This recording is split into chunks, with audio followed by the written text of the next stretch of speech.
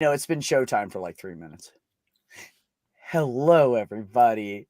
How are you today? It's Monday, and I work at a doctor's office, and it was chaos, but still not as bad as what Ben had to deal with. First, I want to say, Larry, thanks for coming by. We miss you. I'm so tired all the time. You'll hear about it later. Yeah, but I'm glad you made it. So, Ben, how is your rotation going, sunshine? I'm on my last week on cardiology with this transphobic attending who played. Okay, it was even worse than what I told you, because before the transphobic shit started, it was Ben Shapiro.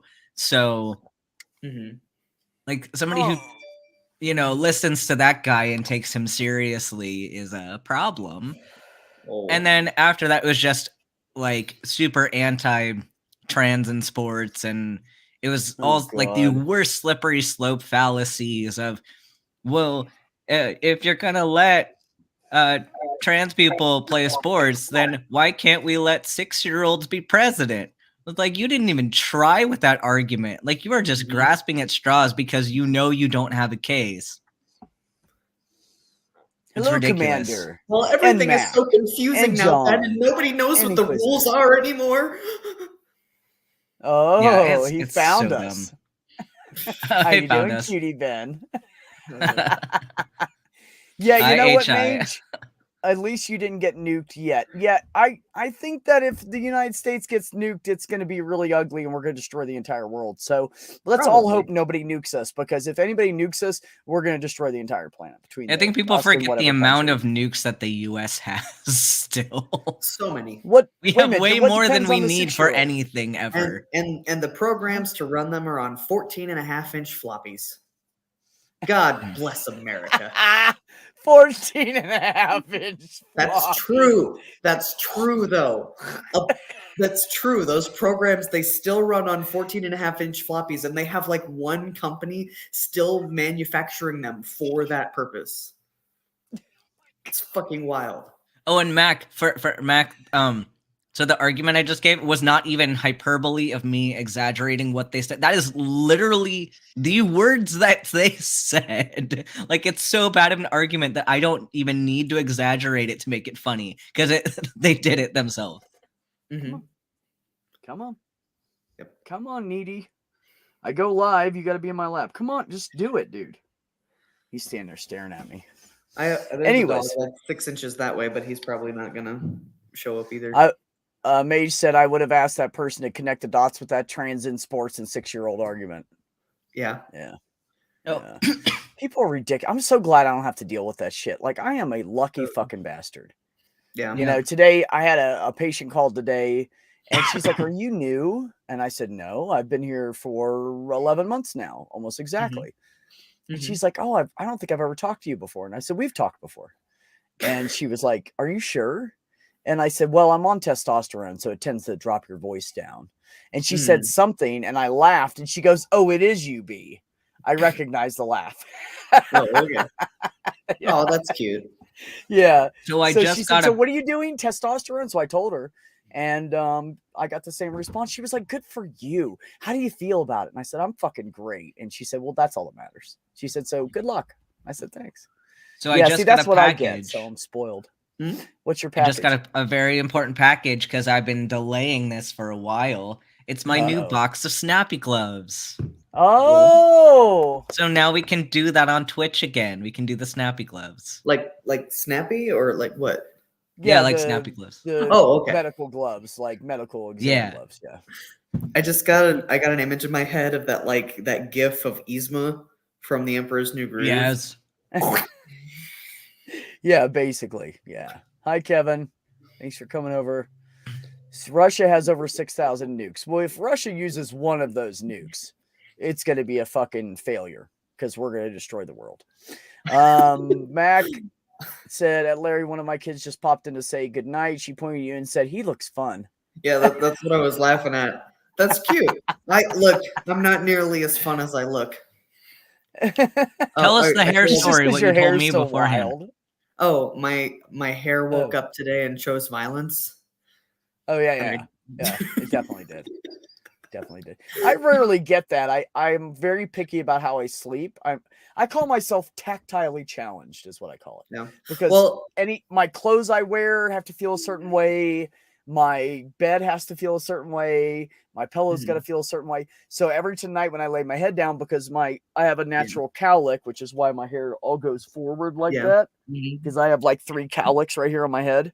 So every time I lay down at night, I put my head down on the pillow and I kind of push it back like an inch, just so I don't have any of that crossed hair, because I can feel it. Yeah, it drives me up the fucking wall. What actually happened was so when I wake up, I could just comb it and I'm good. Yeah.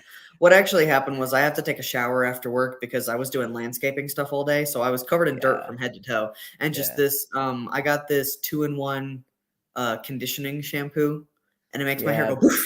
Usually a bad mistake. Or if it does what you, if it poofs. I am profoundly too lazy for a 2-part hair system. Oh, I don't put conditioner in it. I just wash the shit. Oh, you know, my newest find of something I love that smells good and makes my hair really soft is Harry's 2-in-1 shampoo. Oh. Harry's is really good. Same guys that make the they razors. do like they do the beard care stuff, right? Yeah, they do all. It's all guy stuff. Yeah. Should I buy?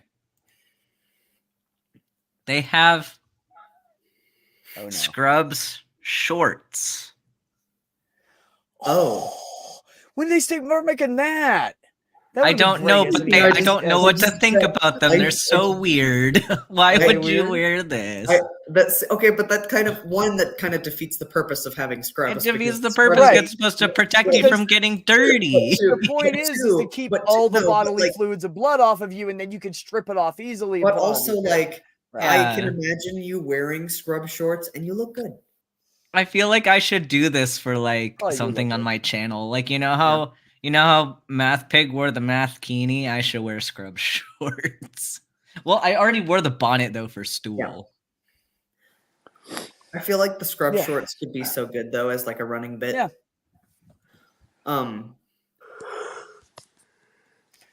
Ox said it looks like Larry peed on an electric fence. Yeah. No, that's what I did today. The shorts. No. We shall never pass this way again. Oh my god, those are so short though. Why would you these that are guy's like the guy on the right, he's totally packing. That's not realistic unless he had a fluffer before this picture was taken. Anyways, not the point. Those are just too short and weird. I don't like them. They're so weird. I pictured them below knee. If they were below knee, they'd probably be pretty cool. But not. It makes sense if they were like board shorts, but like these. You know what it is? Yeah. These are like running shorts. Buy a set of those. This is for advertisements. Okay, this is for when you have to like pick the 3 hottest guys in the office so that you can advertise your clinic. Yes, I was thinking those shorts should be just a little shorter if you're gonna wear them to work. Although maybe not, Ox. He is a black dude. I'm just saying, might not be a sock. I made a joke at work the other day. We're not getting. That I'm glad that I was only with another trans person at the time, because we were talking about the whole debate about socks and sandals. And I was telling people about when I went on my honeymoon, we were down in Florida and we were on the beaches, and I wore socks with sandals because that was just the best way that I could negotiate the beach without going insane. And they're like, she asked me, what are you going to do if your socks get wet? And I'm like, I'm a trans guy. I always have an extra pair of socks on me. Bam, bro. That's awesome. I don't think Ben's Packer would fit on his feet very well. Oh, Larry, that's funny. No. Oh my god. We're in a mood tonight, Jenny. Welcome, Jenny. How are you? Hi, Jenny. I'm fine. How are you guys? We're good. We're just going over our Monday woes. Yeah, my transphobic Monday. Yeah. Garbage. It's true. It's totally true. What'd you get shit at work today? I didn't get shit because I'm stealth, but like my attending listens to conservative media at work so that everyone can hear it. And it was all about trans women in sports. And it was like the worst arguments. Like they didn't even try with their slippery slope arguments. Mm-hmm. But it did not feel safe. Oh, and also Ben Shapiro was another person listened to. So. Yeah.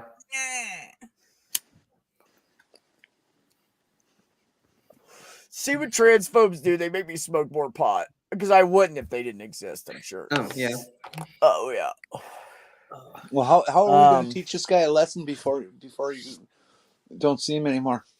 We're not, because I don't want to be outed, and I don't want any unnecessary attention, especially before he gives me a grade. And like he's in a very toxic environment right now. Ben's best to just keep his mouth shut. And that's like the first thing that people assume. If you say anything good about gay people or trans people, why are you gay? Are you trans? Yeah, because I don't want to be clocked. You know? Like if I'm not being clocked already, I'm about to be if I say anything. So Ox, I will always hold to the fact that cis men are mad because trans guys get to pick their own dick. That's what I think it is. They're stuck with whatever they're born with, that 3 or 4 or 5 inches. That's typical or whatever. But yeah. And Mac, I will use any reason, reason, brother. Any reason. Oh yeah, I breathed today. I should smoke some pot. Yeah. I've got my arrhythmia juice. You know what I think I'm going to do? I'm going to write up a thing that at my funeral, everybody gets some really good pot, like joints passed out, and everybody has to smoke at the end of it. Like, that's my sign off. Everybody can smoke pot with me. Huh? This was 58 ounces of Mountain Dew, and I got this like an hour ago. It looks brown. It's got cherry syrup in it. It's got what?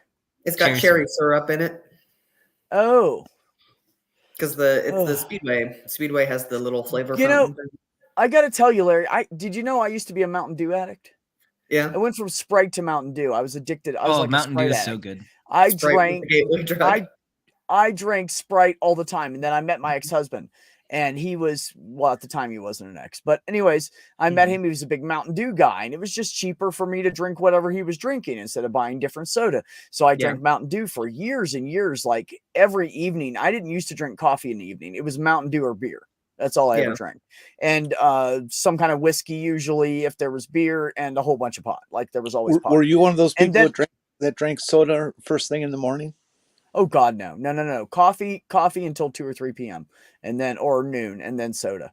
But I've never got up in the morning and drank soda. I think that's fucking disgusting. I love you anyway, Larry. So anyways, the point is arrhythmia juice. When I lost my kidney in 2005, I decided I am never going to drink a whole bunch of soda again. Coffee is actually less harmful to you than soda. So I just drink know that. And I know that. And the bad part is that kidney disease and kidney stones are a big problem in my family. So like I know that I'm not supposed to have it, and I do it anyway. You know what happened to my ex while I was with him twice in 8 years? Really bad kidney stones, and he had to pee him out. Yeah. And he was in a lot of fucking pain. And he was standing in the bathroom going, ah! And then I heard he quit, and I heard dink, and I'm standing outside the bathroom. And I was like, was that what I think? He's like, yeah, that's how big the kidney stone was. It made a noise when it hit the toilet. We could hear it over his peeing. Damn. That's how bad it was. It was big. It was big. Yeah. It was borderline of if it was any bigger, they would have shocked it. But this was in 1995, 6. So they weren't as skilled with that kind of shit. So they only did it like if it was an emergency, or they wouldn't do, they'd make everybody pee them out. Yeah. Now they have way better stuff, but and then I lost my kidney in 2005. And I'm going to tell you what, the last thing I ever want to drink is fucking Mountain Dew. I'm good. Not interested in Mountain Dew or Sprite. I won't even buy his mixers. I won't drink them anymore. They the taste just grosses me out now. Do you want to know something that's going to make you real sad? I doubt it'll make me more sad than what I have been, bro. This is not the first drink I've had today. I'm sure it's about the 4th or 5th of that size. Oh, God. Not of that size, but I had a 2-liter that I took with me to work. And it is empty now. Just going to say, the day you piss out that kidney stone, you're going to think differently about that Mountain Dew. Yeah. Well, what I want to do is I want to get like the caffeine powder that you can just buy and then put it in whatever. because I would probably not drink soda if I could just have lemonade and put caffeine in it. Okay. So do we have a topic about I'm sure trans? there's a way to do that. Jenny, what's on your What? mind? Trans stuff. Since that is the aim of the show. When I went in doubt, I just asked Jenny what's on her mind. She always has something going on. I got a new doctor handling my HRT. Oh yeah. You what now? And she's marvelous. Oh yeah, your new doc. How's that going? Yeah. Going good? She's really good. I was all paranoid about it, and she's very enjoyable, very smart, actually kind of fun, and I'm glad I hooked up with her. She's good. She's not someone I'm going to have to train in the science of transgender people. She already's done her homework. It's so rare. And what? Oh yeah, never mind. That was what? I can't remember what happened. That's why I'm stopping, because I don't remember. But we had a very hilarious interaction, and I'm just blocking it right now. I need to find a new avenue to getting HRT, because they kind of gave me the heads up at work that our insurance sucks. So when I qualify for it, they don't cover very much in terms of like, they cover like the prescription plan is like it's like $3 is the most you'll pay for most prescriptions, but it doesn't cover very much in terms of appointments. And the doctor that I'm seeing right now, Dr. Venus, he's like the best doctor to go to for trans-related endocrinology here. But that means that he's very, very expensive, and he's also not available because he's trying to serve so many clients at the same time. Yeah. And so I'm thinking about, I have no experience with anything like Planned Parenthood, but I'm kind of reaching out to anybody who has any advice on that front, or like finding a new. Are you familiar with those medical groups that provide HRT online? Yeah. What about folks? So folks those don't take insurance most of the time.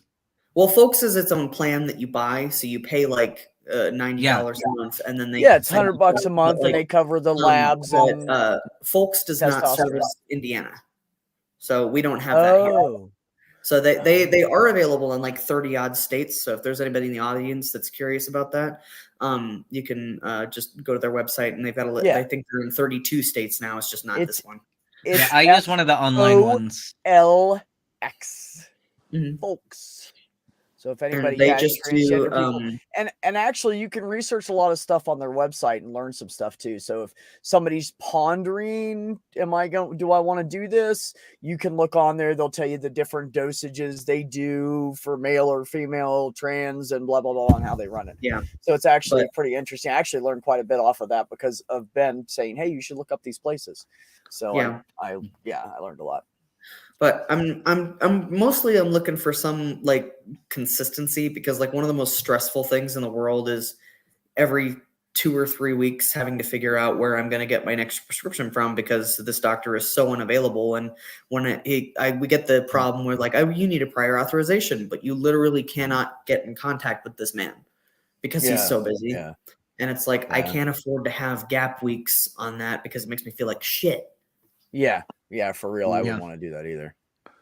But well, they give me too much. Let me know if you ever need some. I needed to get a pre-authorization for my progesterone, and my pharmacy took care of it for me to deal with the doctor to do all the steps and crap that they had to do to make it happen. They didn't have me do anything. Yeah. Oh yeah. So my pharmacy would normally do that too. It's just that they couldn't get a hold of him because he's so unavailable. Yeah. But he's, and I hate to say anything bad about him because he's a great guy. And once you actually get into the office with him, he's super, super helpful. But it's just that point of contact shit. No, I get it. And that's the thing with specialists too, is that they just have so many people that they're seeing for one thing that they just don't end up having a lot of time most of the time. I mean, specialists my are usually the girlfriend is least available totally- people. My girlfriend's Commander? totally swamped, and she's a family practitioner because there's just so many people that need help right now. My God, with COVID, and we just had a patient die last night, and he had a lot of healthcare stuff, but we thought for sure he had at least 6 or 8 years left in him, right? And the shit caught up with him. Well, and PAs often take fewer patients too than physicians. So, Ben, and you're a doctor. Taking human growth hormone is bad, right? Ew. Not an NP. Anyways, and there's just so much stuff going on with non-specialist docs, or a lot of the specialty docs too, like pulmonary and cardio and all this shit. There's just so much going on with COVID and just all this crazy shit. Everybody's just swamped right now, man. Like we have to fight to get somebody into a specialist in 2 or 3 weeks that we think has like cancer and shit. Like it's that crazy. Normally you can get that person in a day or two, but it's not like that right now. Everything's just backed up, and there's doctors are retiring because they're like, fuck this shit. I'm done. I'm 68 or whatever. I'm 70 years old, and they're all retiring. And there's just like in my area, and there's not enough nuts. There's not enough residency positions. So you can't make new doctors without residencies. So anybody out there that's a family practitioner and would like to make a shit ton of money in a place that you can make a shit ton of money in, give me a shout. I'll hook you up. Because we had my new doctor is a family practice doc. It took me 6 of them retire last year, plus the one at our place that's retiring. That's 7 in 10 months in one city. That's not very big. It's bad. I was a direct referral from my old doctor to her, and it still took me 2.5 months to get an appointment. Wow. Yeah, well, it's seriously backed up with patients. Yeah. It's just too much, man. It's pretty bad here. Like, even though like I'm in a city of like almost 1 million people, and we have like dozens of like full-size hospitals, and even and like hundreds and hundreds of little clinics and stuff, and even with all that, you know, getting in to see people is still really, really difficult because everything is just so clogged up. Like there was literally, we've had bulletins running on the news for like the last 2 years. It's like, if you're not dying, do not show up at the hospital. Because wouldn't it be nice if people fucking listen to that? This is what we get. We get people that go to the hospital because they're like, oh, my toe hurts. And they go to the ER. And then I get the other guy, and he calls and he's like, oh yeah, I need to see Heather or Dr. whoever their doctor is right away. Oh, what's going on, sir? Tell me about your symptoms. Oh, well, I got this pain in my chest, and this pain's going up my neck and then down my arm. My arm's going numb. You should go to the ER. No, let me just see my doc. No. Yeah. You should go to the fucking, like, here we actually have more people that don't want to go to the ER than the ones that normally just run there for everything. Yeah. It's the weirdest thing. I have to force them to go. I mean, this one woman called in and said, oh, I need my son. He's a patient of Dr. Warenko's, and I need to see her right away. Oh, what's going on with your son? Oh, well, he was vomiting last night. He was puking up blood. You should go to the ER. Oh, no, he quit. It's not fixed. Yeah. It doesn't just fix itself. This isn't like you took a magical pill and all of a sudden there's no more GI bleed. That doesn't work. Well, I mean, depends on the GI bleed. Is it bright red? Is it dark red? She goes, oh, it's dark red. You need to take him to the ER right now. And she's like, oh, no, I just want to see that. No, listen to what I'm saying. I am not a doctor, and I understand that. I am not a nurse, but I spent a few years as an EMT, and I can tell you right now, that's a deep bleed in his GI if it's dark red. If he's puking up coffee grounds, you better get him to the fucking ER like yesterday. Because it literally looks like coffee grounds. They call it coffee grounds. But when they're puking up so much blood, and Ben will attest to that, it is so dark red, and it looks like it has little things in it like coffee grounds. And they will projectile vomit this shit like 6 or 10 feet. I've seen it. It was insane. Like, I was glad I wasn't all the way in the room when it happened. That's all I have to say. And it's a good thing the curtain was up in this fucking rehab center this guy was in, or he would have puked on the woman across from him. It was literally like he sat up and he puked, and the curtain was about 4 or 5 feet from the end of his bed, and he hit like 3/4 of the way, halfway up to 3/4 of the way up the curtain, and it like ran down the curtain. We were like, oh, we need to get you going like fucking 10 minutes ago. Let's do this. So we like stuck his head in a bucket in a trash. This is what we did. I put a fresh line in the trash can. We stuck his head in it. I wrapped the extra strap off of from the cot.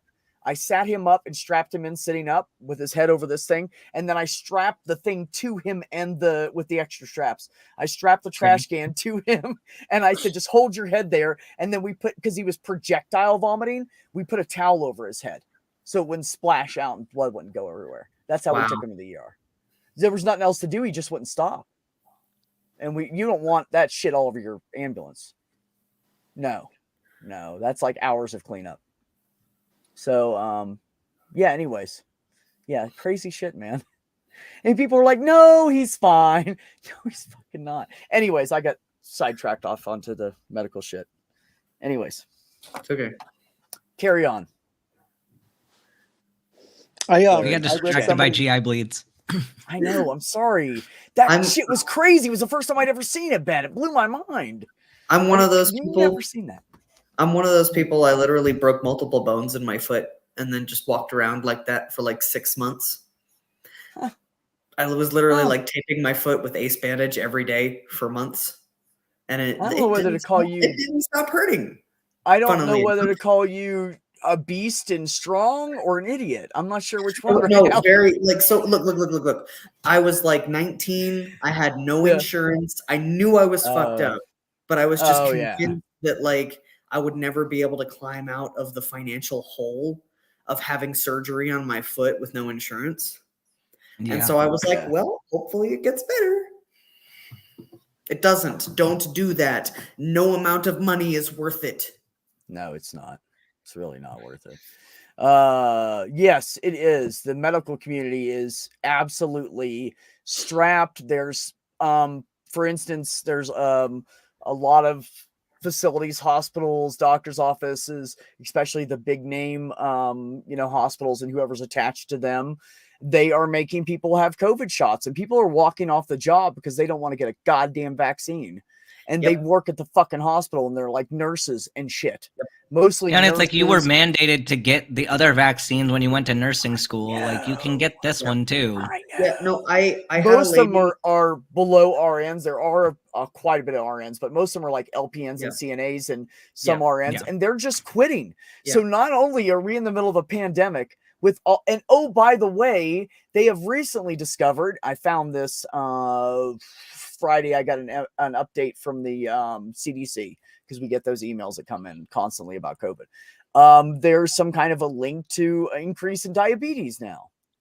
So here we go. Neurological damage. There's all kinds of shit. Pulmonary, like upper respiratory. In general, like if you get long COVID, it can like literally shorten your lifespan. Like it's fuck around. We've got. Well, I mean, it's a pulmonary fibrosis. So yeah. But so no, I take lifts all the time because I don't drive, and I've gotten this same lady like 3 or 4 times who she was a nurse through St. Vincent Ascension, I think, and she was talking about how she became an Uber driver because she refused to get the vaccine shot.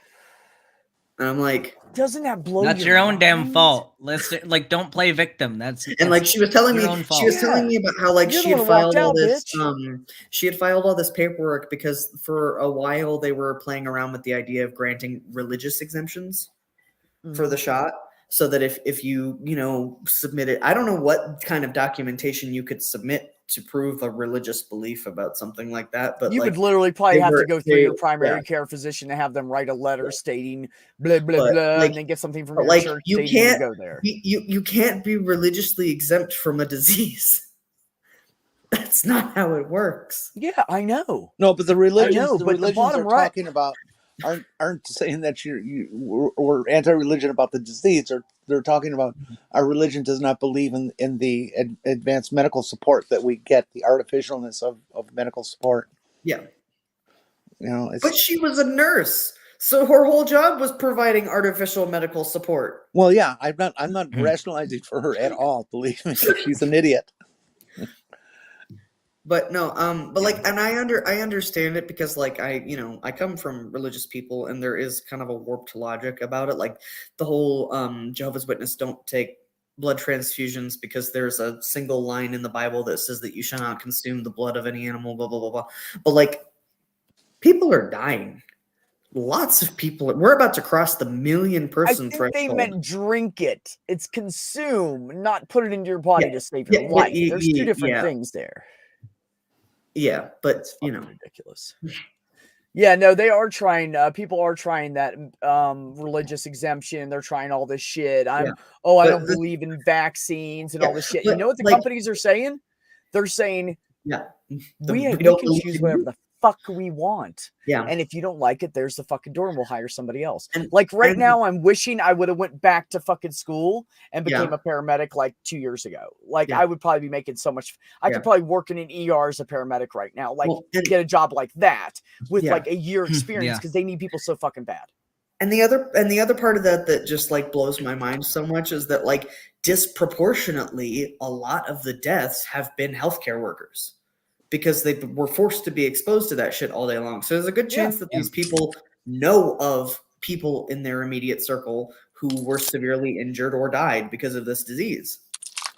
Well, like I was telling Ben, I think it was Ben and Jenny or something last week or a week or so ago, there's a family in there and there's like 2 kids and the married couple and then like a mom or something. He died and the rest of them still will not get vaccinated. I mean, he wasn't in perfect health, but he had nothing wrong with him that had to do with whatever COVID normally would affect. So it's really like his normal problem was over here, and then he got COVID, and COVID fucking killed him. And now they still will not get vaccinated. It's insane. That is insane. Wrong. Like, oh, your husband died. Yeah, I know. Do you want to get vaccinated? No. Yeah. I don't even. Is it because they wouldn't let you in the room and you didn't watch him die, so it really hasn't processed yet, or what's going on there? Like, I don't know. I just don't even. And now she's like trying to take all these antidepressants, and she's going to therapy, and you know, because of course Heather made her go to therapy because you should, you know, and all this stuff. But she just won't. Her family, his mom, even, nope, won't get vaccinated. Blows my mind. Ox, I think you need a letter from your rabbi or priest or soapbox preacher, whatever it's called. You probably do. You probably need some proof that you're in a church. But hey, are we going to talk about trans stuff? Yeah. Well, we kind of were also though, because we were talking about how hard it is to get in anywhere with doctors right now because of COVID. So that's what stemmed. That stemmed off of that. Yeah. Let's just call this segment 6 degrees from trans stuff. Okay. Let's go back to 0 degrees. What do you got on your mind, Jenny?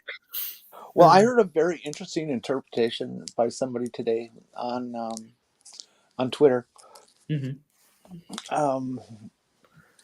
They were talking about, in a general sense, about the laws that have been passed that allow somebody to file a complaint against somebody for child abuse and all these kinds of things. And in schools, you're not allowed to say this or that or anything like that. These laws are written in such a way that they talk about trans as a sexual identity. Oh, yeah, absolutely.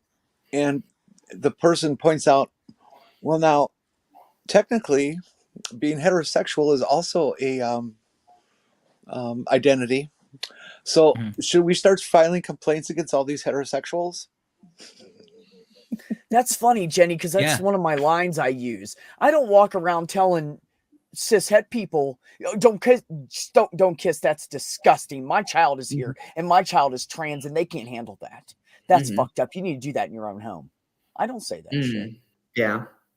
Well, I think that I'm serious. I think that we should, in those states where they have fucked around with this, we should stick it right in their face and start complaining about all the heterosexuals.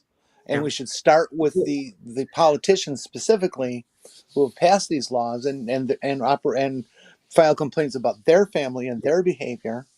Yeah, and start putting them through the ringer. We need to get all the gay guys and all the lesbians that have kids to stand up and say, my child is being raised in a non-religious, all homosexual household. We can't have that religious cishet shit being shown in public. That's what needs to happen. If people fired back in the opposite direction, there would probably be some shit. But that's exactly how this is going to come down, though. Like, one of the big considerations that they're making right now with the thing that's going on in Texas is that some cisgender children might be affected by the way that they've worded the law. And because straight people might have consequences, now they're talking about how they're going to overturn it. Oh, well, yeah, of course. Of course. You don't want to hurt the cishettes. Come on now. Don't want to hurt anybody. Well, No I think anybody who's chat, living in those states, you guys know I don't mean that. Anybody who's living in those states should get together with their local community activists and make some steps and make some noise and start to file complaints against the people who created this bullshit. Yeah, I agree, but for that to have any impact and really be noticed, we'd have to get like a huge chunk of the community to all get on together. So, I mean, yeah, but you only need a couple. I can't get it into the media. Yeah, but it better be somebody. Know what you need to do. That's why you go after the legislators, like Melissa Etheridge, who has kids, or somebody like that that's really fucking famous and has kids. Oh, Rosie O'Donnell, she has a daughter. She adopted, I believe. I think she adopted her. Yeah. Anyways, point is that's what we need we need the big names in the community to go, hey, that's a good idea. That's why you go after the politicians who wrote the laws, who have families. Nail them. That will become a media sensation in their local community. Yeah, that's true. That's true. But again, like I said, you need somebody with a loud enough voice to stand up and say, hey, let's all get together and do this. I am not that fucking person. Yeah. I'm in a very small trans guy community. I don't have any pull with the gay guys or the lesbians or anything. I'm fucked. I can't even. I'm a fucking straight guy. Like, I can't even do anything about that anymore. Yeah. Right, Ox. Oh. You're about as straight as a turnpike going through Pennsylvania Appalachians. I am straight. What are you fucking talking about? I only date women. Yeah. I am straight. You can be queer and straight. Although I will admit, like I said before, there's been one or two guys in my life that were very feminine presenting, feminine body language and everything, that were cute, that were younger. And I looked at the one that they were with, who was obviously previously a lesbian. She definitely was. Like, she had the fucking hiking boots and the right jacket on and the perfect lesbian haircut. Like, she had been a lesbian. And she was with this person, and I didn't realize that they were together at first, because every time I saw her, my lesbian dar went off, my gaydar went off. And then I saw them, and he walks up, I don't know what their pronouns are. They walk up to the counter towards her, and I know she's a she, her. And towards her, and they were like, oh, look, I found this. And, and she said, oh, that's cute, honey. If you get it, if you want, that'd look good on you. And it was something pink. And they were wearing like pink and white and jeans and had their hair up like feminine, like ponytails. And, and I looked and I thought for just a second, I thought I could probably fuck something like that, but I don't think I could do it long term. I think it would be like I think it would be like one of those one time I want to do it, and then I go, nah, it's not for me, because it sounds good as a fantasy, but in reality, most things that are a fantasy aren't very fucking hot. You know what I mean? Like, as somebody who has had a threesome, yes. Exactly. That's a good example. Or like anal sex. I had a woman. Anyways, I'm not going to say what happened. The whole point was. It's okay. It's okay. She did not prepare for it properly. Let's put it that way, okay? Oh, jeez. Yeah. And it was everything I could do to not puke all over my body as I was jumping, running through the house to the shower. Didn't give a fuck who saw me. I was getting that shit off me now. It's the most horrible fucking thing in the world. So that's the difference between a gay person who knows what the fuck they're doing and a straight chick who thinks she's gay. This is why we need gay sex ed. This is why we need gay sex ed. Because I could have given you a whole list of ways to prepare for that situation, so that would have never No, happened. but I know how to. But it wasn't that. I just didn't know she didn't know because I didn't know her really, and she wanted to do it, and I was like, "Fuck, I'll do it." I mean, I've done it since. I've not had any problems, but she was very young and uneducated, so If you want to bottom on the it regular, was horrible, John. It was horrible. It's high fiber diet, exercise. Yeah. No, this was more like an enema every morning. This is more like I eat a lot of fried food and drink too much and drink just soda kind of diet. Yeah. I swear to God, I'm going to tell you, you can't right bottom now, like that. This is the second time in my entire life I have told that fucking story. Like, this literally. I'll tell you guys any gruesome details you want later, but I'm not saying it here. The secret behind gay porn mortifying is that, like, you either have to do, like Jenny said, you either have to do the enema and get clean, or you have to very deliberately control your diet and exercise. Oh, yeah. So that you're, nice and spiffy. All the gay guys I've ever known have just douched. That's it. I just have them come into the store and go, "Excuse me, where's your douche at?" And I go, "Oh, good for you. It's on aisle such and such, bottom shelf on the right-hand side." And they'd say, "Thanks, honey." Hi, Jenna. You shouldn't put vinegar solution in your orifices. That's bad. Gay sex ed. Hi, Jenna. And there's certain kinds of lubes that can cause some serious problems, even in your So be careful what you use. Any of the like sensations lubes, spot test on your wrist before you use it. Because I used the fucking KY warming stuff once, and hives inside your body is the worst thing. Not cool, bro. Sorry. This is what my YouTube channel is going to be. Yeah, not cool. My sexual misadventures and how I learned. No, I'm cool. I learned about proper sex ed. Talk about whatever you want. I don't give a shit. Somebody's got an echo. A purple. I think it might be you because it wasn't there before you came in. So, Mac the human, you should never put an astringent material in a mucous membrane. So a lot of douches they're like basically kind of a watered down vinegary type of solution is what they usually are. And then they have like perfume in them to make them smell flowery or whatever. Like in general, never mind. That's not good for your body. And it's very, very not good for your body if you do it regularly. Because if you dry out a mucous membrane, that's when you can start getting things like toxic shock. And men can get toxic shock. So be careful about what you put in your butt. Actually, I would go even one further. Trying it on your wrist or your arm, that skin's a lot tougher. Yeah. I try it on a somewhat more sensitive place, like put a bit in your armpit. Yeah.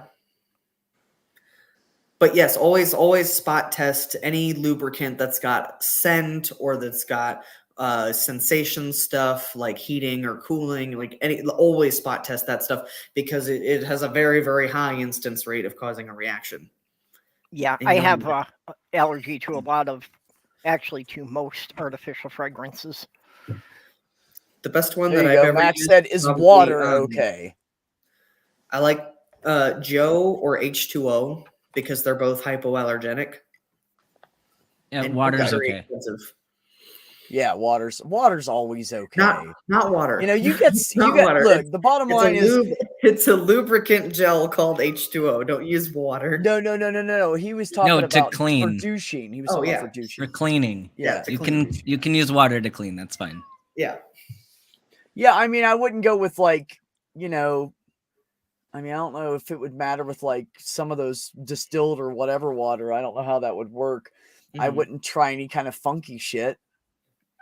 Like, don't use like vitamin water, like just water, tap water. Yeah. Nothing with if sugar it's from in a pond with green scum growing on the top, that's probably not good. Yes, exactly, Purple. What? So like I know of people that have done like coconut water enemas or like aloe water enemas. That shit has sugar in it. That's how you get a yeast infection. Don't do that. Depending. I just did a whole stream about yeast infections and the myths associated. So. Oh, okay. Well, you know, Coca-Cola can. I looked right at you, Ben, when he said that. Coca-Cola can clean the rust off of chrome. Can't you use that for a douche? Oh, jeez. I probably. That's going to be irritating. Hey, the lot lizards use it to douche to get rid of the sperm so they don't get pregnant. Oh. And I don't know what it is about it. Maybe Why it's because they're all on a bunch of crack, but why not just condoms? It's weird. And why not just not have the sperm in there in the first place? Well, you know what? I don't. Never mind. We're not getting into lot lizards. Let's move on. Don't get me distracted. I'm ADHD, and you know it, young man. Yeah, I would wonder if it's got nothing to do with how they douche, but if they're taking enough other drugs that it's made them infertile anyway. Well, that's what I was gonna say. But I mean, it's literally like a thing, and they all know it, and not just in 1 or 2 states, like across the United States, all these lot lizards know. Douche with Coke. It's cheap and it'll kill the sperm. But how do you know? Oh, come on. I would love to see a study on that, though. I seriously would. Because if you think about it, Coke will take fucking battery acid, leftover shit off your battery. Maybe it will kill the sperm. We don't know. Thank you for the question, by the way, Mac. I maybe went off the rails with it, but I hope that you got the information you needed. There are so many of these, old wives' tales and that about what to do. I mean, you can make a whole series out of medical myths. Yeah. I could. I mean, you could. Yeah, absolutely. But I would really like to see. I've never looked it up, but if anybody finds a study on it, let me know. I would love to know if Coca-Cola truly will kill sperm. Like, that's always been something I've thought about it since I was a truck driver. Because you would, I would catch prostitutes. Beck, maybe we'll do. Beck, maybe we'll make that our medical myths episode when I get you on. That would be fun. We should do an experiment. Who's got sperm? I've got soda. Who's got sperm? We'll see. So sperm can live for up to like 3 days or whatever. So we'll just see if the soda kills it faster. Yes, I was a truck driver, Ox. Why is that so funny? I didn't hire the prostitutes though, please. Actually, they wouldn't come near me because look, this is so funny. You guys ever heard of prostitutes with morals? Seriously, yes, of course. Are you saying we're gonna go right back to the trans stuff after this? So when I used to identify as a lesbian and I was a truck driver, I had a couple like lot lizards try to hit on me, like, hey, blah blah blah, you want money, suck your dick, and then they realized I was a female, and they were like, oh my god, I am so sorry. Like, I don't know why I did the gay voice. They were really Southern black women, but they were like, oh, I'm sorry, I apologize. I'm sorry to bother you. And I'm like, can I help you? And they're like, no, it's fine. And they were like, walk backwards, facing me, walking away from me. Like I was some freaking fucking, and then now mind you, this is a lot lizard that 20 minutes before when I went to go to bed, I saw her climb out of a truck. And the guy that came out behind her was like this big, fat, filthy, he was like 400 and some odd pounds. It looked like he hadn't washed his hands in like, I don't know, 5 years, and he worked in a coal mine. They were black, filthy black. But then she walked over to me and she was like, oh, I'm sorry. And I was like, wow. First of all, I didn't know that prostitutes had morals, like religious morals. Apparently, maybe it's not a moral thing. Maybe they're just not into, No, yeah, but you would think these crackheads, they are walking around the parking lot. Let Jenny talk. Jenny's got a good point. You think they would be desperate enough to take anything? Yes, Ben, thank you. Jenny's got a good point. Let's normalize fat people having sex, okay? That's not the point. It wasn't that he was fat. This guy was fucking huge and disgusting and sweaty and dirty. Like he hadn't showered. It's not about his weight. I'm just trying to get the whole picture here. Don't mention his weight. Oh my God. It's a way to describe him. It's literally a description. If I freaked out over everything that someone slipped up and said something about trans, I would be a fucking mad all goddamn day, every day of my fucking life. And I make a fucking comment and everybody's got to make it into the worst possible thing that I can ever fucking... That's not what happened. That's not what happened. everybody makes it into the worst thing possible. Like, that's how I fucking meant it. If you guys think that I meant it like that, everybody can fuck off and get out of my life, because I am not that fucking person. And if anybody thinks I am, you can all suck my cock. No, listen. Okay, that's not. Because knowing what happened earlier, like on a different stream, like it's not time. No, I know we're not saying. And I'm no, fucking sick of it. Fingers being pointed at it's me. It's not about you. It's me, that's fine. But when people get a fucking attitude and start fucking like attacking me because I said something that offended someone else that I didn't know would offend them, because I'm not that color and I'm still learning shit. You know, people want to teach me, fucking teach me. Don't be a fucking dick about it. I'm so sick of that shit. See, I don't think anybody's. So for me, it's a way to describe somebody. I know. I don't think anyone's. No one's trying. Can I talk? Yeah, go ahead. Okay. No one's trying to make you feel like you're the worst person in the world. That's not what they're saying. They're trying to prevent certain stereotypes from getting projected, and I think people are just trying to help the discourse a little bit. It's not targeted at you. It's just trying to clear up the conversation with something that maybe wasn't as clearly said. It's not targeting you.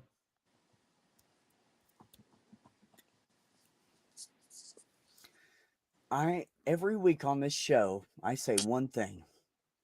Every single week. Any show I'm on. If I'm on Neil's or the Shills or wherever I am. I always say one thing. I don't know shit. People need to teach me. I say that all the time. How many times have you three have heard me say that? I don't fucking know. 500 times in the last fucking year to 2 years? I say that all the time.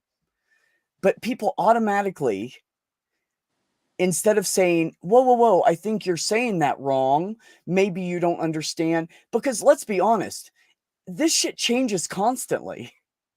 All of this is ever evolving and constantly changing. The trans world, the world of gays or lesbians, the black people, the natives, the foreigners that are targeted, everybody. It's constantly evolving. There's constantly new people coming out and making new slurs. I don't know them all because I don't hang out with those people.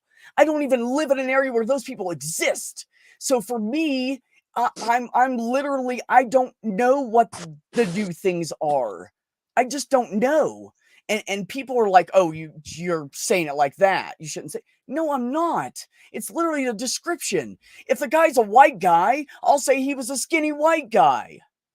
So I said he was a big fat white guy. He was. It has nothing to do with his fucking weight. It was the fact that he was unclean and he was fucking nasty. But the fact that he is fat puts a different picture in your head than, oh, it's a guy. If I say it's a guy, everybody automatically pictures a skinny guy. Now, is that fair? No, because then I'm lying or blatantly not telling the story fully. And I'm not going to do that. So, has nothing to do with him being fat. Other than the fact that, which has nothing to do with him being fat, he was a nasty fucker. He literally was filthy, disgusting fucking person. No, it didn't have anything to do with him being fat. The word fat was a description of him because I am a very descriptive person. I make sure there's no bullshit. My family will nitpick the shit out of anything you say if you're not descriptive. I grew up in a family that I am descriptive. I constantly do that. It's just who I am. And coming from someone who was extremely fucking fat and disgusting and had a stomach like the size of goddamn, I don't even fucking know. I don't want anybody to say to me, oh, you don't know what it's like to be fat. Fucking kiss my ass. I know what it's like to be anemic. I know what it's like to be skinny and on drugs. I know what it's like to be fat. I know what it's like to be chunky, normal.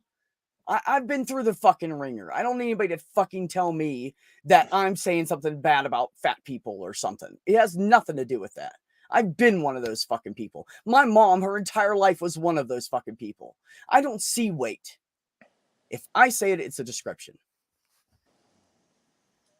And if anybody in the audience is going to pick on fucking fat people, they need to get the fuck out of my audience because you're not welcome here. And I know damn well all those people in there are not thinking like that.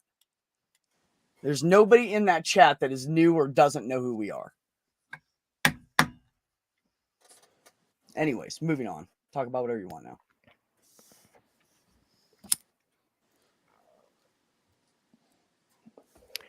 I get what you're saying. It does just sometimes get difficult just to describe people without people thinking you're making a slur.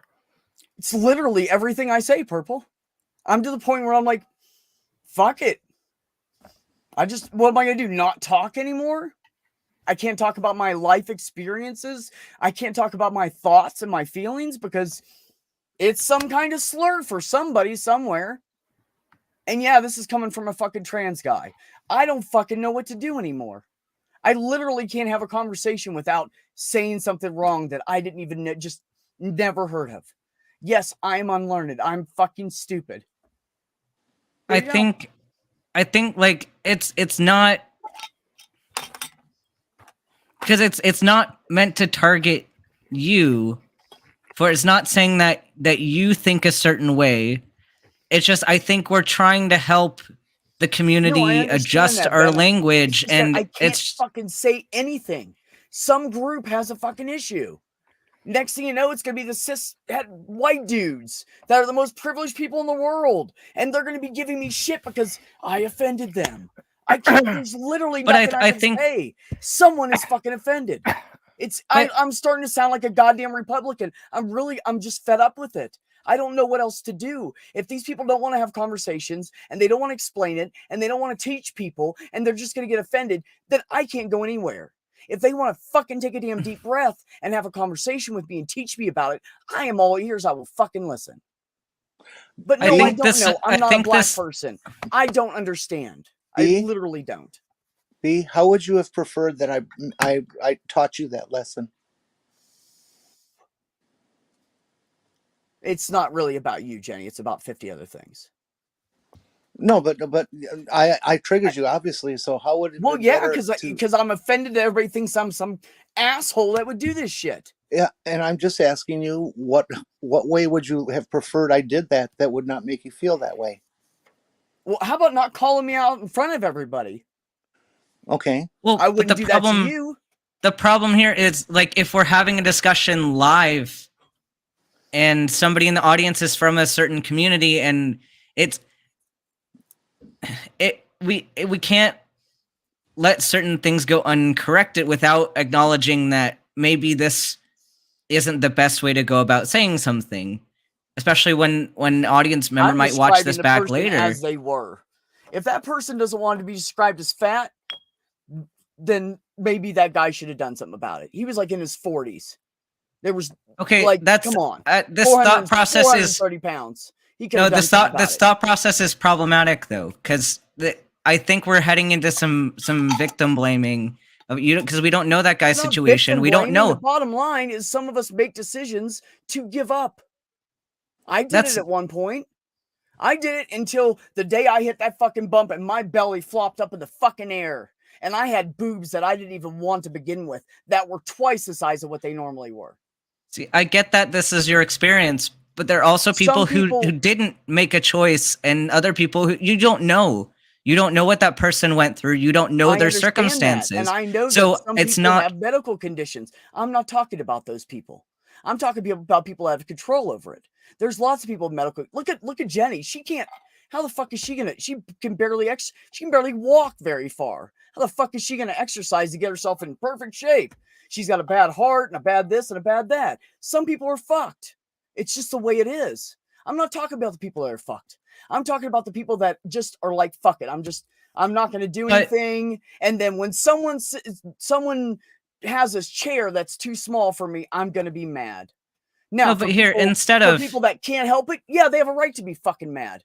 They should be able to go everywhere everybody else can go. But when the people that get mad because he's 26 and his mom's been feeding him a fucking pound of bacon and a dozen eggs every morning, and that's how he eats now, and that's just how it is. Come on, your doctor's telling you need to lose weight. But here's the thing though. No. Here's the thing though. If we're in a if let's say we're in a conversation with this other person that you just happen to notice was a certain way, it's not something that you can make an assumption on your own and accurately determine their circumstances, right? So should we give them the benefit? Anything. So we should probably, when we're talking about them outside of that circumstance, give them the benefit of the doubt. Maybe say, I don't know what this person was going through. Maybe I shouldn't generalize about them. Maybe I shouldn't. The reason I feel like I can do that. The reason I feel like I could do that is this, and I should explain that because people don't know, because there's not a bunch of truck drivers around here. You have two kinds of truck drivers. You have three main categories. You have the really scrawny old guys who smoke like a chimney and don't eat all day, and they just drink coffee and smoke cigarettes. And then you got the middle-aged to younger dudes who every day they get to the truck stop and they work out. Like they literally have weights in the back of their fucking truck. They pull it out where the tools are and they work out, and they're out there like doing push-ups and curls and deadlifts and shit. And you have those guys. And then you have the guys, one of the people I used to be, who lets himself go. And if I hadn't got out of the truck when I did, I'd probably be dead already. Because you get to a point where you just don't care. And I get that. I absolutely 100% get it. I think that a lot of people out there have more in them than they think they do to improve themselves when they are capable of doing it and their body lets them. And I think they give up too soon. Now, do I hate those people or anything? No. But I'm not going to sit here and kiss their asses. Especially we have people coming into work and the whole family's overweight. They all have diabetes. They all have this. They all have that. The mother, Heather's in the store and walks by the mother. I mean, she knows this woman. She's been seeing her since before she had any of her kids. Her oldest one's like 15. She knows this family. You know, the kids she's been seeing since they were born. And she walks by her and she's got like a bunch of junk food. And she was like, didn't I like, you can't do this. You're giving your kids diabetes. You need to feed these kids better. And she's like, But notice a difference here in the situation. They're literally ignoring their doctors. No, listen. No, but here's context. There's different context in what we're saying here. There's the one context of someone has entered into a provider-patient relationship where that relationship is established. This person knows the other person's story. They can have that kind of conversation and have it be appropriate. That advice in that context is appropriate, and it's usually it's wanted. This person can go there and get that help. If they don't want that help, they can leave and not have that relationship. However, if you're in an outside scenario, let's say I'm in public and I see somebody who I'm going to make the assumption that they're not taking care of themselves. I don't have a situation. Lightly. I don't know them. I don't know their circumstances. So do I really have enough information to judge them in any way for that? Like shouldn't that be a decision between them and their doctor and their provider? Do I need to insert myself into their business? No, not necessarily. And that's not even what I was saying to begin with. All I was saying was there's some people out there that could take better care of themselves. Sure. And when they have problems, they want everybody to jump through fucking hoops from them. They could have made a decision. Sometimes in life, we have to grow the fuck up and look at ourselves and make decisions. It's part of being an adult. Sure. But does that mean that I need to add stigma to something that they're going through? Does it mean I need to talk a certain way and generalize these people? I wasn't trying to stigmatize anybody. No, you're not trying to. But the problem is that the words that I was doing was using it as a description, and this has gone. Yeah, I understand that. What it has to be, and it's not you. What I'm trying to address is that even if you didn't mean something in a certain way, certain words have certain colloquial uses and certain stigma associated with them.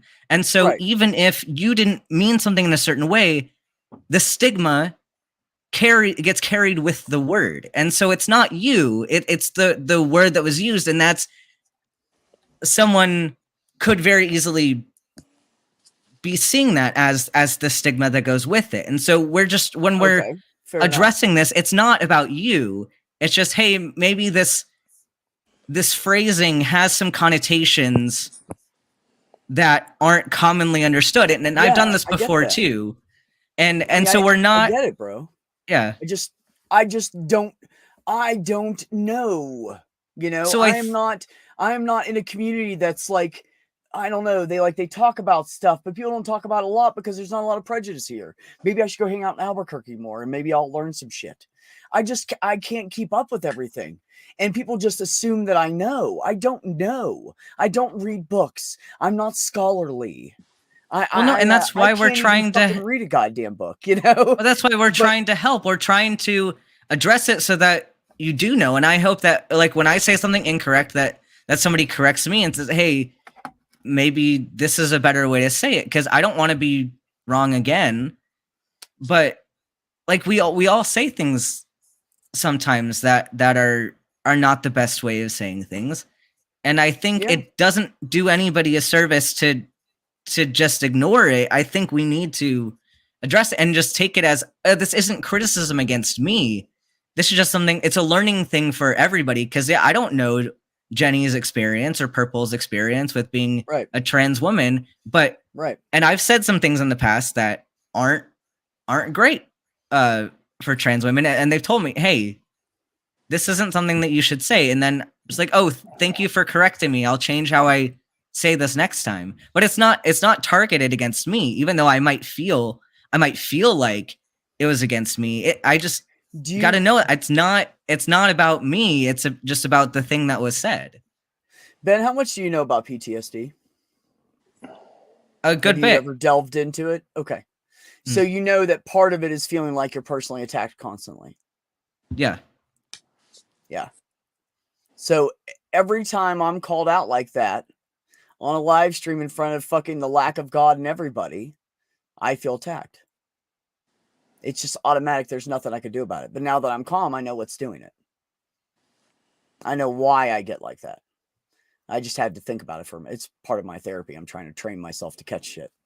So, and I know that's part of the problem, and that's on me. It's just something I can't control, first of all. Second of all, there's also a difference. I mean, even the way Jenny said it was not bad. I just took it. It's a sensitive subject right now with me, as Ben knows. And maybe Jenny and Purple do. I do not know. So I apologize for blowing up Jenny. I was not. It really was. It was 1% you and 99% something else. Would you like to know why I'm so sensitive about that? Go for it. Tell me. This is going to be really hard. I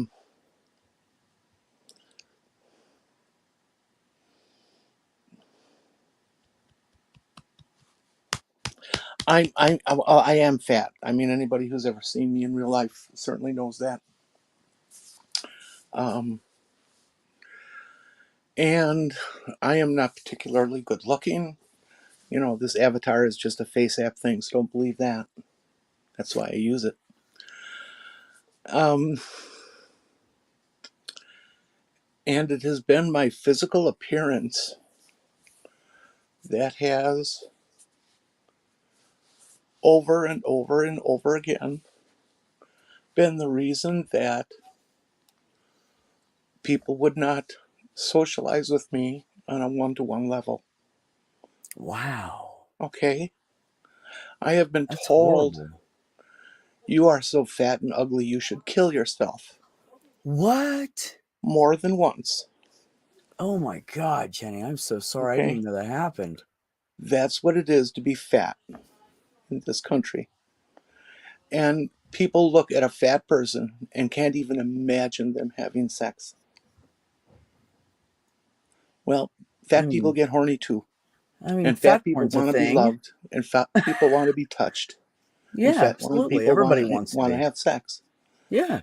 So when somebody uses the word fat, and in a sentence that also includes things like disgusting and dirty and horrible and all these other kinds of things. Okay, I see what you're saying. It's the association that if I'm fat, I'm these things too.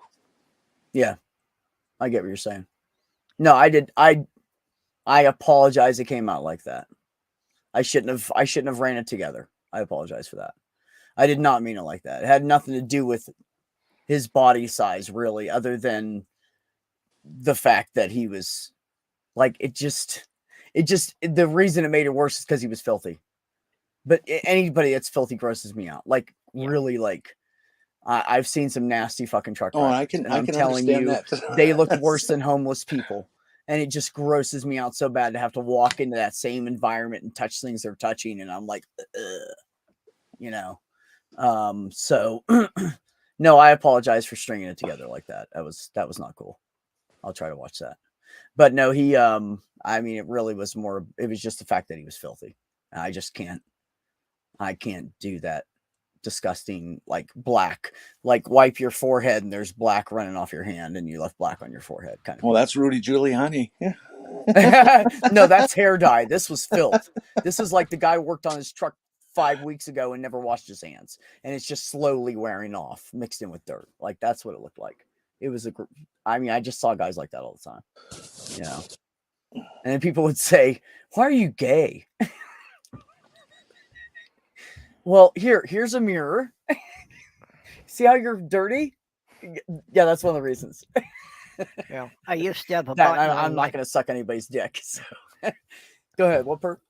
I used to have a button on my jacket that said, "Just because I'm bi doesn't mean you're cute." Because there were so many people that immediately assumed if you were bi, you'd sleep with everyone. Like you said, you still have standards. Like, if you don't seem to have washed this week, no. Yeah, exactly. Exactly. And, you know, I want to just throw this out there so people don't think that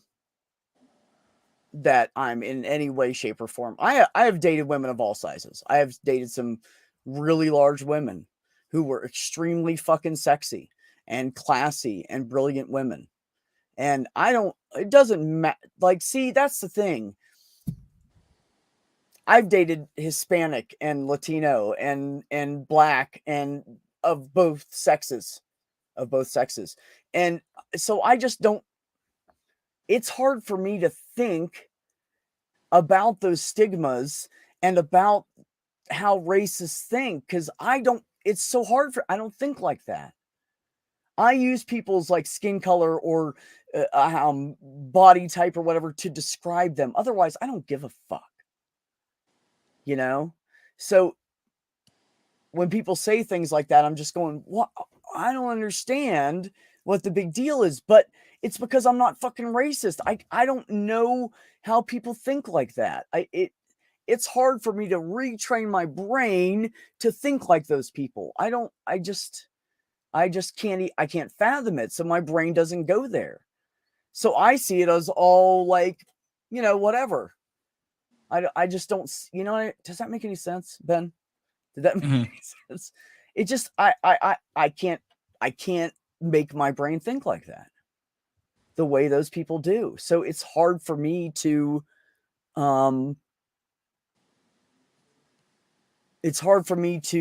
keep track of all the little stigmas and all the little slurs and everything. I don't know.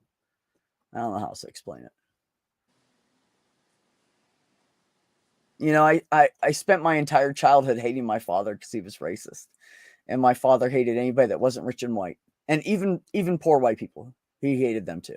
You had to be rich and white, both. And so I spent my entire childhood trying to get all those words he said when I was little out of my head. You know, like I'd have a thought and I'd go, oh my God.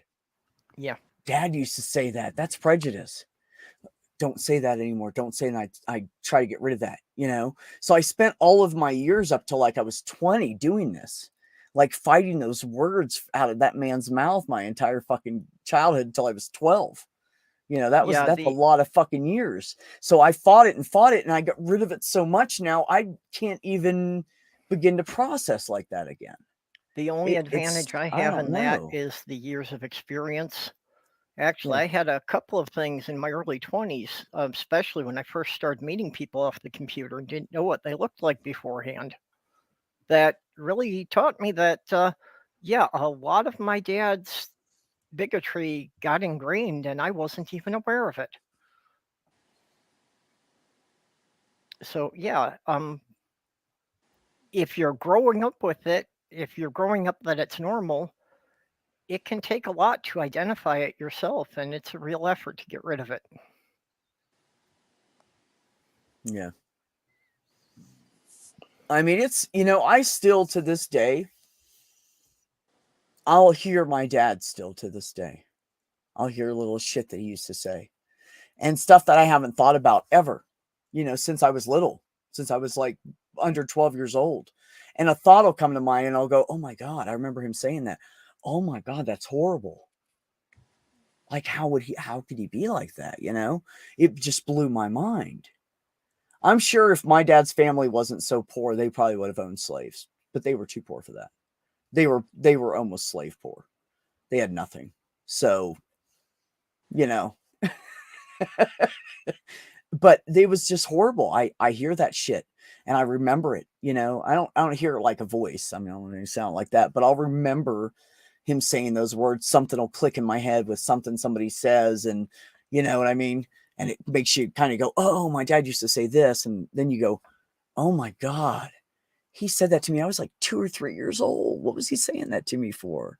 The fuck was wrong with him? And then I had that amazing mother who was not prejudiced against anybody and just loved everybody. And I just like, I was like, I want to be like my mom. I don't want to be anything like my dad. And so that's what I always strove for, is to just, it doesn't matter. People's skin color doesn't matter. What their teeth are shaped like don't fucking matter. It just doesn't matter. They're just another fucking human being trying to slog through this life like the rest of us, Just doesn't matter.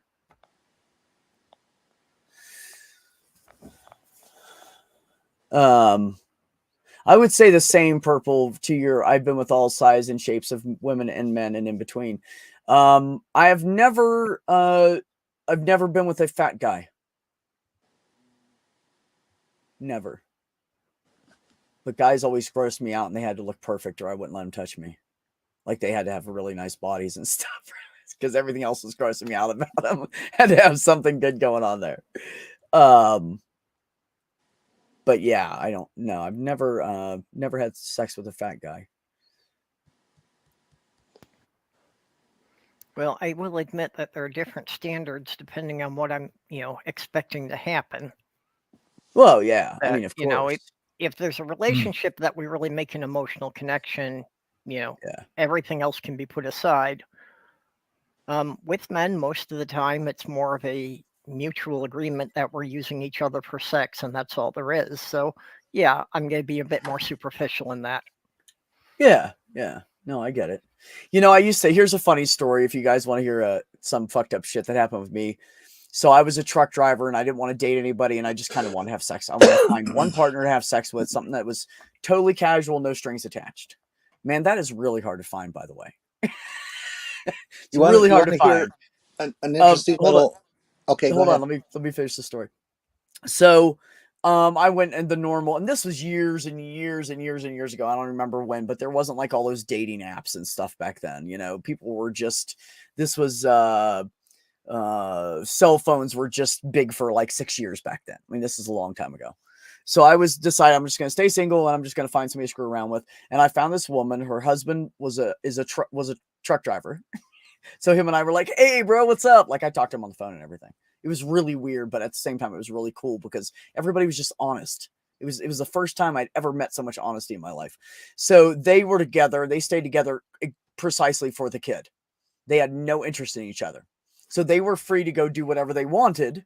They just let the other one know, hey, I'm going to go fuck this chick tonight. Oh, hey, I'm going to go screw around with this person tonight. Because he was straight and she was bi.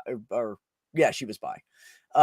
So she basically, I had no gas money or anything. I was poor as fuck. She gave me a gas card.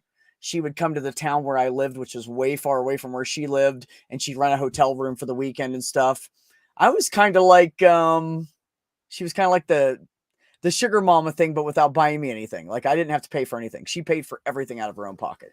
She had a fucking sweet ass career. I don't remember what it was now, but she was loaded and they had a really nice fucking house and shit. So I kind of like just pimped myself out for sex. I don't know. It was weird, but it was fun. She was a big girl, but she was beautiful. And it just looked good on her. Like I couldn't imagine her ever being thin. I think she would look weird thin. Like she just looks good the way she is. She carries herself well. She's, you know, young and healthy and all that good stuff. And she's a big girl. She's a great person. I mean, really great person. Sex was good too. But I don't know. I don't even know how it didn't happen. Like it wasn't pre-agreed. It just kind of happened like that. I don't even remember her name, but I remember her husband's name was Mike, because he'd call me and be like, "Hey, bro," like, "Hey, Mike, what's up?" And he'd go, "Want to be home this weekend, man? You ain't gonna be there, right?" "Nah, bro, I'll be at my house." He's like, "All right." He'd hang up. "Nope, I'm not gonna be there. It's your house, man. You go ahead." And he was only home like 1 or 2 times a month, so he would just call me and tell me not to come over. "Yes, sir. No problem. I'm gonna be there with my son." "Yes, sir. I'm not gonna be there." It was weird, but it was kind of cool because they were just, I don't know, they were both just good people and just honest and straightforward about shit. And so it was kind of cool to even to meet them and have that experience, I guess, because nothing like I've ever done in my entire, and I'm never doing like that again, but it was interesting.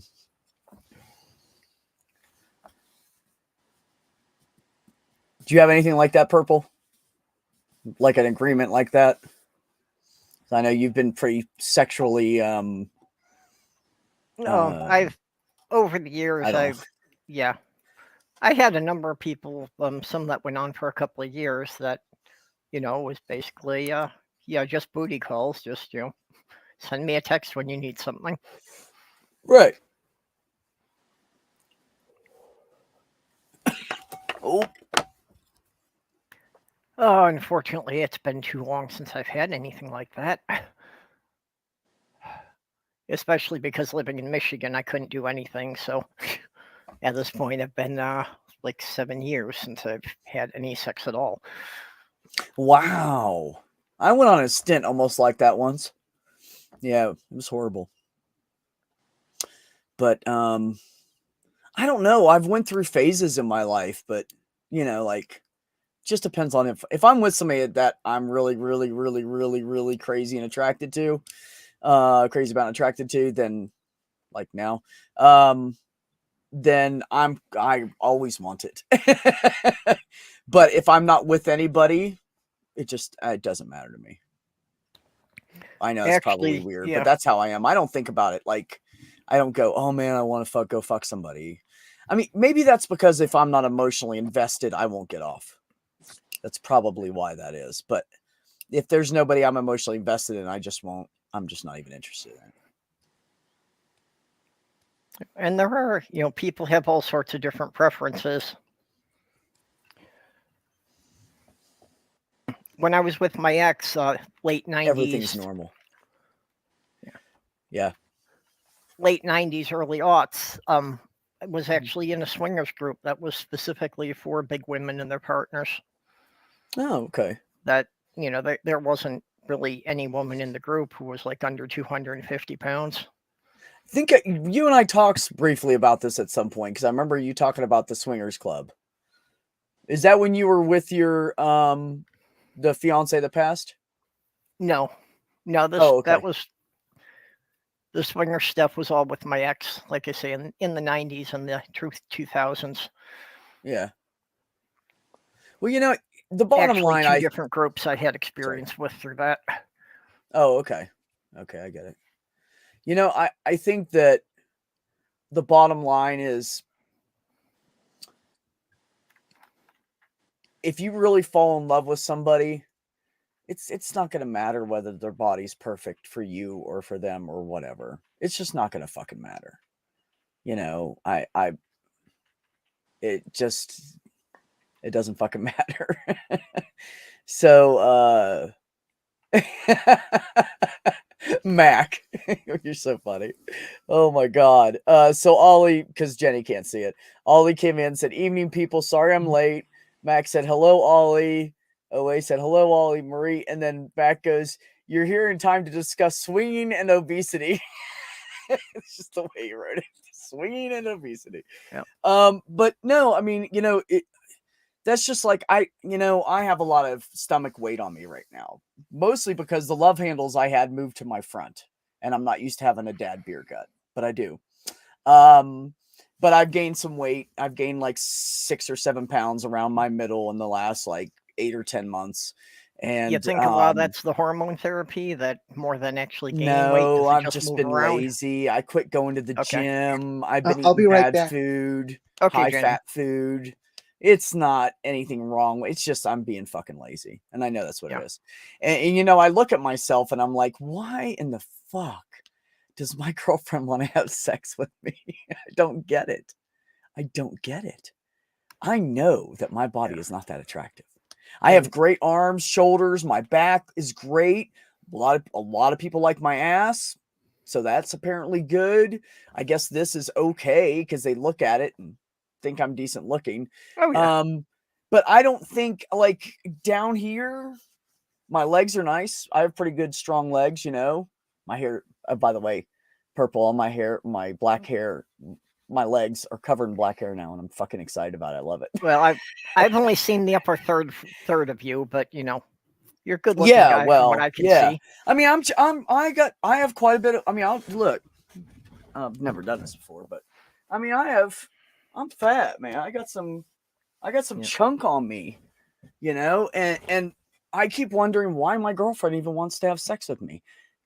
You know, lack of God or God, whatever it is, lover, you know? I mean, I don't understand why she thinks I'm intelligence sexy. is sexy. You know, but that's my point is it, you know, we all have flaws and shit. You know what I hate? I hate the scar that goes around my side. You know why? Yeah. And this sounds weird, but everybody, you know, when you have that, you got that, you know, your sides come down by your ribs and then you got maybe you got like a spare tire or a little love handle there or whatever, right? And it does that nice slope. Yeah. See, because of my scar, my side comes down like this, and then the scar's there, and then my fat goes whoop. Mm-hmm. It's horrible. It makes my body look worse than it actually is. I fucking hate it. Did they have to?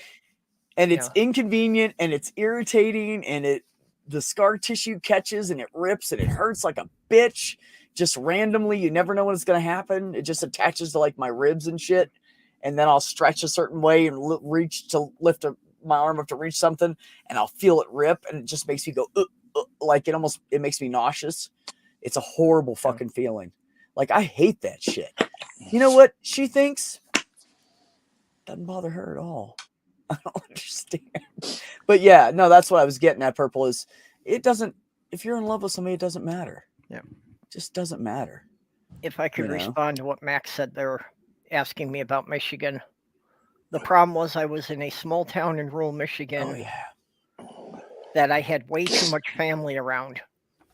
I was actually related to more than half the county within 3 or 4 generations.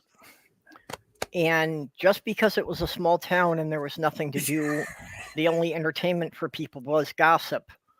So I could not do anything without my mother knowing about it before I got home. I bet. I'm sorry to be out in because, there was one openly gay man in the town, and he got beat up twice going home from the bar. So there was no way I could be out about anything. Liar. Not you, Marie. Yeah, well, then there's that, right, Perps? Yeah, it was a scary environment for me. Yeah, you know, I don't know, man. Like really, like my girlfriend thought I was like mad at her about all the shit that's going on with her right now and everything. And she was really upset one day, and I was like, babe, what's going on? You know? I said, I know something. Like, did I tell you I went in her room and I sat down with a little pad of paper and a pen, and I crossed my leg like, you know, one of the fancy gentlemen do. And I was like, so tell me what's going on today. And I do that. It's kind of a joke. I've done that to her like 3 or 4 times now. Not very many. I think that was the 4th time. And it's always been when she's like really needs to vent and get some shit off her chest. So she was like, well, this is going on and this is going on. And the more she's talking and the more she's explaining all the shit that's these different facets of her life she's having to deal with that are just insane right now, because nothing is calm. Everything is just kind of sporadic and crazy. And she's just like, you know. And as she's going through this, she starts crying. And so I it's like cool grabbed her that you've got a hand. little thing like that now, that you can get her to relax and open up and, let her know it's safe for whatever she needs to say. I did it as like a joke one day and she thought it was hilarious, but she opened up to me. So I was like, okay, this is what I'm going to do from now on. And that's how we develop these little rituals in our relationships. Yeah. Yeah. And we have like, I tell her, I'm like, I'm so mad. I'm like, this is going on. And she lets me vent. And then when I'm done, I go, thank you. I'm sorry. None of that was aimed at you. And she's like, no, I know. And I'm like, okay. Cause I just have to get that off my chest. Like I can't, it's going around in my head and it's driving me crazy. And she's like, you're fine. So it just depends. Like she's not one to go up and say, hey, I need to talk. Cause she feels like she's being like imposing on people. Because she's so fucking sweet. So I figured out that I have to ask her things. I have to ask her about herself. And I have to see if she needs something. Hey, do you need anything? No, I'm fine. What about a cup of coffee? Oh, a cup of coffee sounds good. And she'll go to get it. And I'm like, no, that's not the point. I didn't ask you if you want a coffee so you could go get it. I'm going to make you coffee. And she's like, oh, that'd be great. Like, right, I got you. So I figured out that she gives so much of herself. Nobody's giving anything back to her and nobody's asking her like, how are you? And I'll say, hey, how are you? And she's like, good. How are you? And I'm like, great. And I'm like, so she's like, yeah. And I go, how are you? And she's like, oh, well, I'm like, yeah, that's different, So, the bottom line is she thought I was mad at her and she broke down crying and said, you're mad at me. And I was like, whoa, I am not mad at you. I said, I'm mad at the situation. I'm mad at all these events that are going on in your life that are just taking up so much time and energy that you can't even breathe, never mind have time to see me. Like she's literally just like trying to keep her head above water, and these are things I can't help her with. I'm like, what can I help you with? She's like, there's nothing. I have nothing you can help me with. And it's just, it makes me feel like, I want to help people. I'm a helper. So I hate that, but things have been a lot better since I said, babe, I am not mad at you. I said, I fucking love you. I'm here. I'm not going anywhere. And I'm right here. And I got your fucking back. And I said, I'm in love with you. And I'm going to wait until things calm down so you and I can spend time together again. So I'm not going anywhere. I'm not fucking stupid. Who the fuck's going to let a woman like that go? I mean, could you imagine if I walked away from her? Like, what the fuck is wrong with me, right? She's way out of my league, first of all. Let's just start with that. She's way out of my league and she's fucking amazing. Like, she is like the catch. Yeah. I'm not letting that woman walk away from me. Fuck that. Hell no. Like, even when I was upset and I was sitting in this chair right here crying after I told her I'll back off from you and give you space.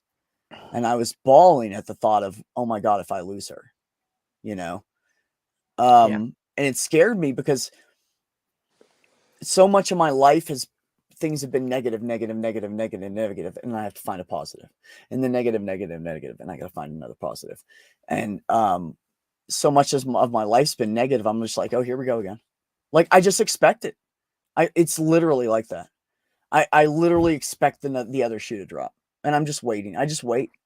So when things start going bad, I get really negative because I'm like, oh, here we go. Everything's fucked up again. I got to start all over again. Here we go. Yeah.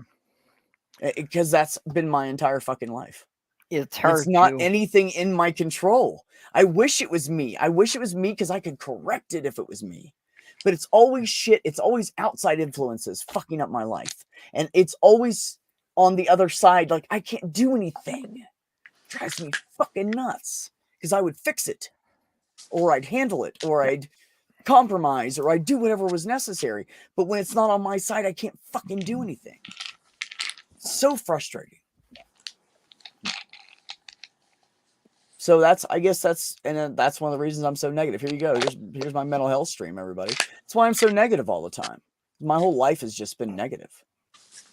Everything I've tried has fallen apart, mostly because of someone else. I don't know. I get that. Sloth Girl and I. Yeah. No, go ahead. Slothro and I get in frequent arguments, and in virtually every case, it is because of previous relationships and nothing to do with each other. That baggage will kill you, won't it? We've both been through multiple abusive relationships. Yes, and so has my girlfriend, and she is like, when I had that PTSD explosion at work, and it wasn't even as bad. It was way milder than anything I've done before, and I don't want to tell anybody that because I think they're going to think I'm fucking nuts. Because it was nothing. Like, I kept my voice down lower. I didn't scream. I didn't punch a wall. I didn't cuss everybody out. I didn't like, it's been so bad in the past. And every time I have one, I improve it just a little bit. I catch it something.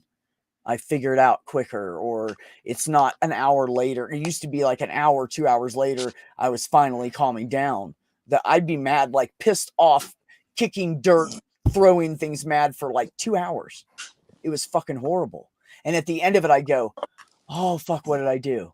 And then it ended up being like, it was started going down to like an hour and a half, and then an hour. And now it's down to like 10, 15 minutes now, which is huge for me to realize it that quickly afterwards and catch it. Like, I'm starting to pick up on it. You know what I mean? It's hard to catch. Well, Purple, you probably know it's hard to catch. You don't know that you're doing it. It's hard to catch yourself, and it's also really hard. You don't know you're doing it. Yeah. You literally don't know you're doing it. You're cognitive of certain things around you and what you're doing and pushing outwards towards other people. Nope. Doesn't even matter. It's just, this is what's coming out. Tough shit. You just don't even. It's so hard to explain. Yeah, Mage, exactly. I expect everyone I get close to eventually go away, so I get it. Yeah. Yep, that's happened to me too. I've lost. I mean, I've lived in 9 different states, and some of them I've lived in for years and years and years, and I've made so many friends. And one thing or the other, I lost all my friends when I came out of the closet as lesbian. Just be careful that you're not expecting I would have lost so them. Much. Huh? Just be careful that you're not expecting it so much that you are pushing away people because you think it's inevitable they're going to go. No, I know. That's where I was going with this. I do that. And I realized I do that. I realized that I'm just like, oh, nope, fuck it. This is fucked up. It's too late. There's no fixing it. So I almost started doing that with Heather.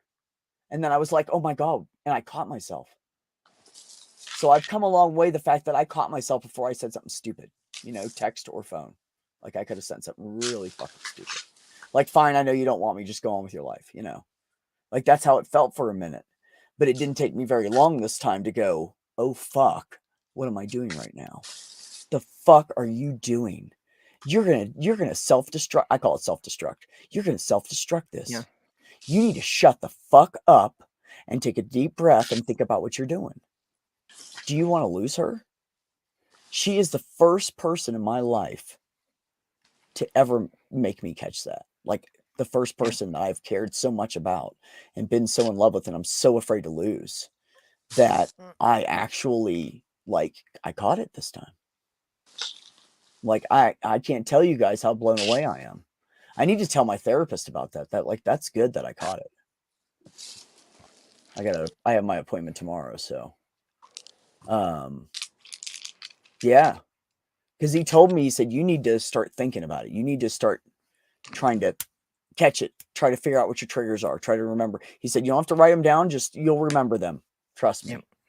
And he said, start figuring them out. So when him and I were talking, I was thinking about the most recent incident at work. He said, well, tell me some things that trigger you. What triggers you? And I was like, I don't know. And he's like, oh, And I said, okay. So I said, if people are telling me I'm wrong about something, this is exactly what I told, almost verbatim. I said, people telling me I'm like wrong about something or I fucked something up, I take it like they're pointing fingers at me. And he's like, oh, okay. And he said, so personalization. I said, I don't know. Is that what it's called? And he said, yeah, it's called personalization. You take everything personally. And I was like, oh, absolutely. I said, I think everybody, like, smallest thing happens around me and I'm in the middle of it and somebody's pointing a finger, I'm a piece of shit. And that stems back to my mother's death and me thinking that I'm not good enough to have anything good. So it's like this big circle. Like I was connecting them all for the fucking therapist. I think I'm doing half his work for him because I really psychoanalyze myself. But actually, a good therapist will just get you to talk through yourself. And that's what he's doing, and he's teaching me shit. Like I didn't know, Purple, you might know this. I didn't know it until he told me last week. So the way your brain is set up, you have the fight or flight, and in your indigula, I think that's part of the hypothalamus, I believe.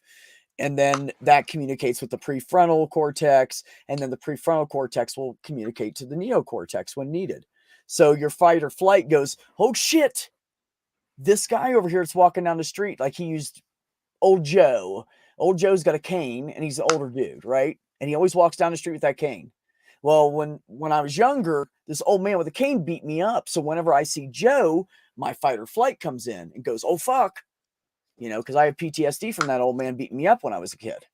So every time I see old Joe, I get this feeling, and I don't know why, you know. And he said, so normal people, you get that feeling, your indigula kicks in and goes, oh my God, you know, it's actually 3 F's. It's fight, flight, or freeze. I'm either going to run, I'm going to kick this dude's ass, or I'm going to freeze in place and not do a goddamn thing. So it's actually 3 F's. So your indigula communicates with your prefrontal and says, oh my God. And your prefrontal goes, hold on, let me check with the neocortex. And then the neocortex goes, no. It's fine. It's just old Joe with the cane. It's just old Joe. Same guy you see, you've known him for years. Like, don't worry about it. So your logic goes, oh, your logic part of you like calms you down. And now I'm probably not describing this totally perfectly, but it's roughly no, what he said. I think you're doing well. Thank you. He said, so with PTSD, the indigula and hypothalamus aren't communicating to the prefrontal. So you have no logic going, hold on, you don't need to freak out right now. That's not how it works with PTSD. That connection is like severed. It's gone. So you have to figure out a way around it. And the problem is that you get into fight or flight mode, you can't get out of it. You're just stuck there. You have to find your own way out. You got to calm yourself down because there's nothing logical in your brain that's going to say, oh, you don't have any reason to worry about this. Everything's fine. It's just old Joe with the cane. Mm-hmm. Your brain is just going, oh my God, this guy's going to beat me up too, just like that old man did when I was a kid. Like, oh my God. Should I run? What should I do? Should I scream? That's all your brain's doing. And a lot of overthinking. Yeah, JR, I don't either. I have froze one time in my life where I could not fucking move. I did one time in my life. Somebody pulled a gun on me and I froze for a second. I got out of it, but I froze for a second. Scared, literally, like I almost pissed my pants. It was scary. It was the only time I've ever had a gun pulled on me in my life. And we were at a bar and I was drunk, and it's probably good I was drunk, because if I wasn't, I probably would have either got myself shot by attacking her out of rage because somebody's trying to kill me, or I would have pissed my pants. One of the two would have happened. So anyways, last time somebody seriously threatened me, I didn't even mean to, but I laughed in his face. And since I wasn't taking him seriously, he just kind of wandered away. I have noticed in a lot of situations, if you use humor, usually not directed totally at them, but you can include them in it. If you have someone coming after you, use humor and make people laugh around them, most of the time they'll back down and walk away. Oh yeah. Yeah, humor because is they used think to defuse you're all laughing sorts of at. They think, you know, it doesn't bother you. They're a joke. Well, when the bully's a joke, it's not funny for the bully anymore. So they have no reason to be there anymore. But it does work. I agree. I'm not saying all situations, but if you're like, people used to like tell Richard, my brother, that they were gonna like kick his ass, and he'd be like, oh really, dude? You know, and he'd like say something really stupid and like make a joke that was just so inane, like made the whole situation just silly, and it didn't matter, and the person would be like, huh, you know, like, and then they just go walk, you know, like it happened one time on the bus. Guy just like walked down the aisle, sat back down. He didn't even say anything. Like he didn't even know what to do with it. My brother got him good. I don't remember what it was. He just said something like stupid and goofy, you know. He just made it like, you know, like I'm a goofball. And the guy was just like, huh, and just walked away. Sometimes humor works.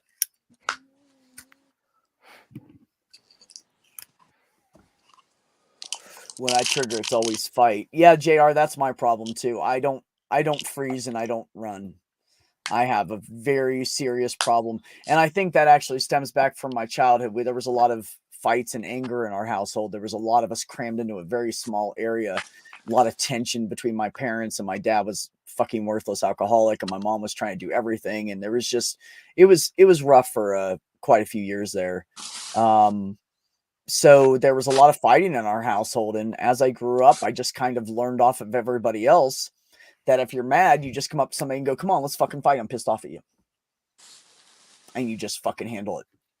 Like that's what I was used to. I got into my second fight in grade school, and my brother said, okay, fine. If you're going to fight, you're going to learn how to fight.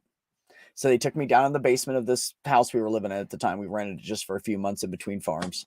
And they took me down in the basement, and they had a punching bag and shit down there. And they're like, all right, we're showing you, man. So they taught me a few things. And then my oldest brother got into karate. And my other two brothers wanted to do it. And of course I was like, I want to do it too, you know, because who doesn't want to take a karate class, right? Sounds cool when you're, what was I? Fucking 9 years old. I think I was 9. Yeah. I think I was 9 and 10 when I did that. Eventually my mom just couldn't afford to pay the guy, and he gave us a whole bunch of free sessions. He's like, I can't do it. I have too many students. Like you have like 4 kids in here. I can't give them free. I need the spots. I'm sorry. And my mom was like, no. Because like literally he gave us free classes for like a year and a half. So he was very generous. So then I learned that, and I was horrible at it, but I did learn a lot about kind of like using that person's body weight against them was about the only thing I learned. And that was very helpful being I'm like 5'5" and 7/8. I'm not even 5'6". I'm short. So, you know, when you're shorter, you're a shorter asshole, you gotta do something to make up for it. But I could scrap like a motherfucker. I could always fight. Ever since, you know, I was little, my brothers showed me some shit. That was it. Had nothing to do with karate, I don't think. I think it got me in better shape is what I think it is. It made me stronger, physically stronger. But I don't think it taught me very much, except for, you know, using somebody's body weight against them. That's a big thing. And just having the self-confidence. I have freaked so many people out, and they've walked away from me because I scared them. It's literally happened to me in high school. I had a bout in, actually, no, it was middle school. I'm sorry. It wasn't high school. I was in 8th grade. I had a moment where I was kind of like mad at the world, and at the same time just didn't give a fuck. And I kind of portrayed it as being cocky, although I was not at all. I've never been cocky in my life. I've never thought much of myself. I'm just average like everybody else. You know, I don't fucking know. I don't know anything beyond that, and it doesn't matter because nobody would convince me anyways. Yeah, Marie, Jenny will be back. She sometimes she'll kick herself off, or StreamYards will be an asshole and she'll have to come back, but I'm watching for her. StreamYard sucks if you're on a mobile device. Yeah, she's on a mobile phone. Yeah. So anyways, fuck, what was I saying? Damn it, Purple. You're just saying about in school having gotten in a couple of fights. Oh yeah. I had this phase of being cocky. I don't know why. Like, I didn't even fight I got into a play fight with one of my buddies. Okay. We were in 8th grade, and we decided to make a play fight just to fuck with the teacher. There she is. So we were play fighting. The teacher freaked the fuck out. She was one of those really like, hi, how are you today? I'm Mrs. Smith. And she was just very like proper and timid and quiet. And we just really wanted to fuck with her. So we pretend fought. And it got out that I kicked his ass because that's what we had planned. But I didn't really kick his ass. And then everybody in the school started talking about how he kicked this kid's ass. And I was telling him, I was like, dude, I didn't kick his ass. He's my best friend. Like, we were playing around. People didn't believe me. They were like, oh, come on, man. We know, we heard. Like, I told them the truth and they didn't believe me. They were like, oh no, you kicked his ass. And I was like, no, dude, really, it was all a joke. So then they decided that I was this badass that could kick guys' asses, right? So I actually got into a fight after that, and I did kick the guy's ass. And then, oh my God, that was it. I mean, he was like a basketball player or something, you know, and he was strong and fit and blah, blah, blah. And I kicked his ass. Well, he was being a dick and I got mad, you know? So then it started this thing, and there was this other girl in school, and she was a badass, and nobody fucked with her. And her name was Sarah Payne. Payne. And yes, her father was a major in the Army. His name was Major Payne. I'm not even playing. It was real. But he wasn't a major back then. He was only a captain. I'll tell you about the major thing some other time. But anyways, so they pent us against each other. Like a whole bunch of people in the school. It was like this big school conspiracy almost. It's like half the school was in on it. It was weird. People would randomly come to me and go, you know, did you hear what Sarah Payne said about you? And I was like, I know. Do I care? And they were, oh, she said this. And it'd be something really insulting. And I was like, that's kind of shitty. And I just go on about my day. And then there was more. And then another person, and then another person. And it was always different people come up and telling me this shit. And it lasted for like 2 months. And I was like, God damn, who the fuck? Like, I've only seen this bitch like once. She wasn't even in with my classes. I think in one class or something. I barely even knew who she was, you know? And so, it was just weird. And I didn't realize at the time that that's what they were doing. I started getting pissed off at her. And then somebody came up to me and goes, hey man, Sarah wants to meet you at the park tonight, 7 p.m. You know, duke this shit out. And I was like, fine, bro. I went to the park that night. I made an excuse to take the dog for a walk. And I had to tie that dog up because that dog would have fucking killed them. She was a German Shepherd. And her parents were police dogs. Her daddy was like AKC, blah, blah, blah, blah, blah. Lots of good blood, fucking registered, like German police dog. And he was he was beautiful. And all their puppies came out badass. Anyways, so yeah, we went down to the park, and three of her football player buddies grabbed me, and she started punching me. And I knocked them off of me. It was hard, but when she punched me in the face, I got mad. Before that, I couldn't get them off of me. But when she punched me in the face, I got pissed off. And we literally were like fighting like 15, 20 minutes. It was horrible. We were done. We were both exhausted. I couldn't even fucking punch her anymore. Like, I literally had her by her shirt and her jacket up against a brick wall. And I was just like pulling her towards me and punching her. And I was just like, oh, and the last time I barely even hit her, and I just let go of her. And I was like, I can't even fight anymore. I was exhausted. It was the hardest fight I've ever been in my life. And we beat the shit out of each other, but I beat the shit out of her more, and I won. And it was crazy. Like, we both came into school. She ended up home for a couple days. She took like 3 or 4 days off school. I might have been the whole week. I'm not sure. I can't remember. And then she came back, and her face was just bruised all over here where I just kept hitting her. It was insane. I had some pretty good bruises on my face. She got me a lot in the neck. I duck, and she'd punch me in the neck, which never hurt me for some reason. But I prefer to get punched in the neck, actually. I've been punched in both places. The neck is better. The jaw will fuck you up, man. It'll make your brain loose. So, okay, so I'm going to tell the rest of this, because if I don't tell the other part of this story, it won't make sense later. So now, mind you, this is in 1985, 85 and 86, that year of school, right? That this all happened. So that next year, we moved back onto a farm. Never saw Sarah Payne again. Thought about her a couple times, like, man, I should look her up and see what she's doing, right? Just for the hell of it, like, just get a hold of her, be like, hey, what's up? Do you remember we beat the shit out of each other, but I still won? Like, just see what she'd say. I never did it, but I thought about her a couple times. And after we graduated high school, and my mom had passed away, and I went in the Army and everything. And right before my mom passed away, and I was in the National Guard, I was in the delayed entry program. So despite the fact that I was a senior in high school, I still went to drill once a month, which was great. I loved it. It was like I had this whole cool separate family.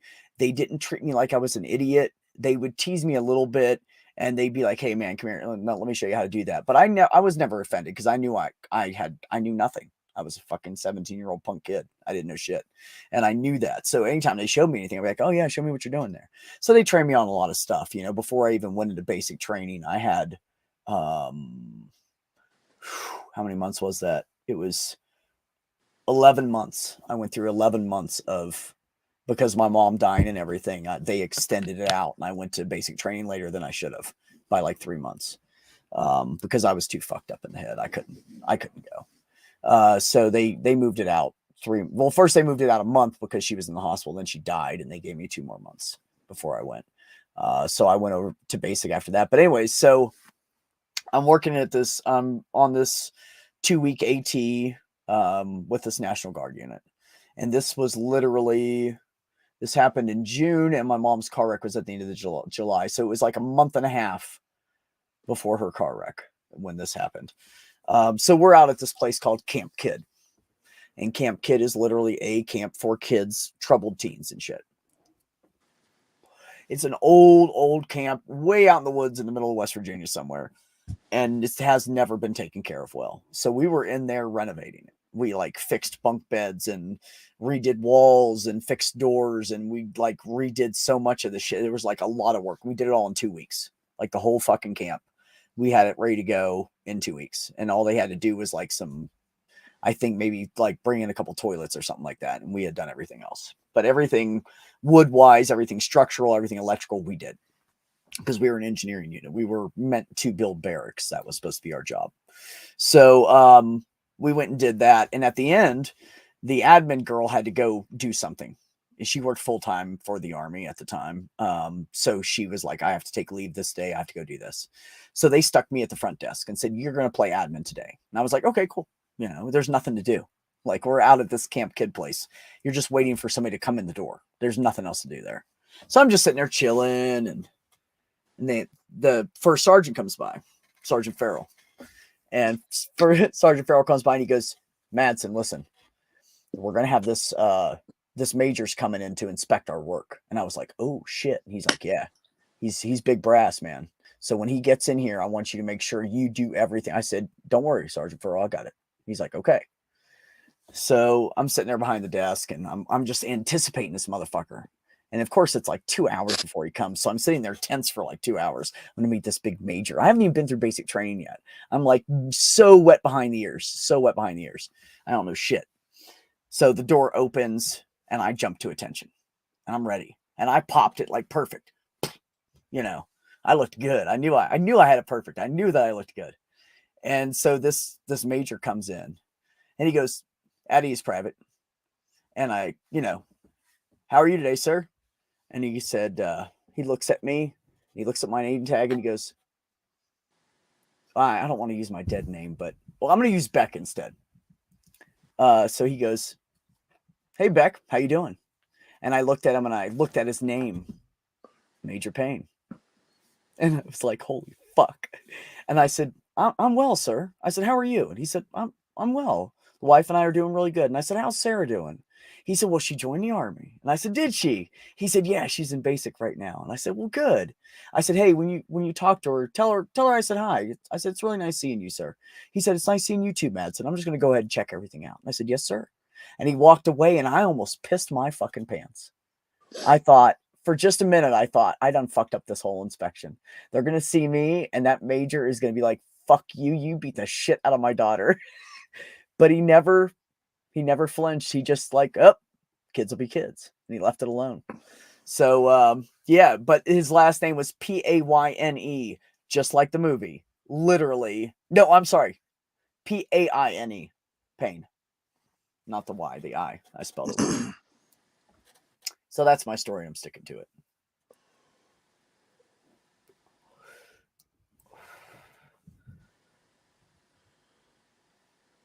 No, I've never found a leech on me after a bath, Mac. I'm sorry, I have not. Yeah, I was just catching up the side chat. I did get zapped by a cattle fence on my uncle's farm when I was a kid. Yeah, it happened to me too on our farm. Did you piss on it? No. Oh, that's good. Did you touch it by accident? we heard the bells that the cows were coming in, so we had to get out of there. So we tried to climb under it. And yeah. So I wound up actually hitting my forehead on the bottom wire. Oh, you got zapped in the head, perps? Yeah. God, that one didn't happen. No, I just got my hand zapped. But I've been zapped by electricity too. That is a horrible feeling, by the way. Oh my God, that is... Anybody here been zapped by electricity? Anybody? Sure, lots of times. Oh, I've been zapped by a lot worse than that since I'm not just talking about like a car battery or something. I'm talking about like 220 running through your house. No, I've never had a house with 220. I've been zapped by up to 480. You ever been zapped by 110? I got zapped by 480 when I was repairing a forklift charger. I was like, that's industrial shit right there, bro. 480? Ow. No, I got hit by 220 at the apartment building I worked at when I was doing maintenance. The guy was like, oh, I shut it off. Fuck it. Yeah. The head maintenance guy, my boss, didn't shut off the fuking electricity. I've taken 80,000 DC dozens of times. Dozens and dozens. Yeah, if the amperage is low enough. Yeah, but it still gets your attention. Oh, yeah. Oh, yeah. I welded a pair of wire cutters together because I didn't realize some idiot had run 2 different circuits through one junction box. Ooh. So I had shut off the power to that box, and I was cutting one of the cables. So it's like, oh, that one's still live. Did they use it for a pass-through? But they... Yeah. Oh, fuck. Oh, that's bullshit. You're not supposed to do that anyways. You should never run a straight wire through a fucking junction box at all. There's no reason to unless you need a junction. That's why there's codes. That's exactly right. This is why we have OSHA. People get mad about OSHA. Do you know how many deaths that OSHA has stopped? Yeah. I mean, lots and lots of fucking deaths because people are stupid. Like the lockout tag out that they do. If anybody doesn't know about that, look it up. Look up lockout tag out. And look up and put OSHA behind it, and it'll tell you all about it. It's a simple fucking system to make sure that people don't get killed by machinery while they're working on it, is basically what it is. And that's for any kind of machinery, anything that's powered by electricity. When you go to work on it, you shut it off, you lock it out, you put a tag on it with your name, and then you keep the key. You have the other tag, right? And everybody knows who's in there. So no one else can get into your shit while you're in there. No one else can turn the machine back on by accident. But anyways, stuff like that saved probably millions of lives. It has to have by now, Jenny. See, when I always got new power tools like my cutoff wheel was one of my favorites, or my 90-degree sanding disc. Yes. The first thing I do is remove all the OSHA guards. They just got in the way. Richard does the same fucking thing. I don't because I don't trust myself. I'm a klutz. I I don't trust myself. Yeah. So I do not I've got some pretty nasty Richard scars because of it, but you know, you gotta do what you gotta do. Fuck it. Well, the most serious accident I ever had is I've got 3 fingers that got truncated at the top knuckle by a radial arm saw. And I had owned that saw for over 20 years. That was the first time I had all the guards and guides in place. And even the doctor at the emergency room said it probably wouldn't have been as bad if the blade guard was off. Because if the guard wasn't on, my hand would have bounced off the blade. Instead my hand got stuck between the blade and the guard. It's and true. The fingers didn't get cut off, they got shredded. Oh, fuck. Damn, that sucks. Because if it's not a clean cut, they're not gonna try to put mangled flesh back together. Yeah. They couldn't find any pieces. Couldn't they just pile it all on and glue it? You know, JR, the more I'm thinking about it, they didn't have glue back then like they do now. I'm wondering about that. I think maybe it was 110 where I was at. I think it was 110. I don't think I was in the 120 section. JR, that's an excellent analogy. It's true though. Yeah, when you get to a certain voltage, it causes bodily contraction so bad, so strong, and so quickly that you cannot let go of the power source. Yeah, because the electricity causes your muscles to tense up. Yeah. I knew this guy that he started out with the smart home business. He's making mint right now in New York State. But anyways, he's got a smart home business where he's an IT guy and he wires up people's shit for smart home so they can control everything from their phone or whatever, remote control, or they can look at their house while they're not there. There's mini cameras hidden everywhere and shit. So pretty cool stuff. So he was wiring up this house and he was done and he was at the main box wiring shit in, right? To the breakers. Somebody flipped the fucking thing on, the main power to the house, and it grabbed his ass. And his buddy who was behind him happened to be picking up a 2x4 and moving it out of the way because somebody left it right in the middle of the walkway. And he had picked it up and he saw him do that, and he just hit him with the 2x4 and knocked him off of it. I mean, he almost broke his arm, but he got him off of that fucking electricity. And he was like, yep. Bro, I love you. Don't ever do that again. And he's like, man, I didn't know what else to do. And he's like, no, I'm glad you did, but don't ever do that again. He was hurting, man. It fucked his arm up for he was hurting for a while. That's the right way to do it. Grab something that won't conduct electricity and just knock him away. That's right. That's right. You know, grab a broom and push him off of it. Want a piece of good news? Ooh, tell me. This region has started to go into maple syrup production. So within in about a month or so, you'll be able to get some really, really fresh, really, really good maple syrup out of this area, Minnesota, and Wisconsin. So stay tuned. And if you live anywhere near Prairie du Sac, Wisconsin, well, actually, pretty much the whole state, you can get it from. Maybe some in Minnesota, maybe some in Illinois. Wallersheim Winery is producing. They had a top-notch crop of frost wine grapes, and they're going to be selling their frost wine probably late April. So stay tuned for that hitting your liquor stores. That's if you haven't had frost wines, go have frost wine. You will. It's like alcoholic frost Kool-Aid. Wine is basically Moscato. Yeah, it's very, very sweet. It's really good if you like it. If you like me, I'm not a tart wine person. I just don't like it for some reason. I think I lean more towards sweet stuff unless it's like lemonade or something like that or juice. So I'm not big into that, but Moscato I'll drink. Same here. Moscato. I really only like what they consider like the dessert wines that are all the sweet ones. That's exactly. Well, frost wines only happen under the best weather conditions. The grapes are picked after the first frost. Yes, that's what makes them so sweet. And it's got to be the right time of frost at the right time in the grapes' maturity for it to make the miracle and make it something worth creating wine out of. And then, of course, it takes the time to make the wine, and there's never that much of it. And so if you got to know who's got it and when it's going on sale to get some. So start paying attention towards the end of April.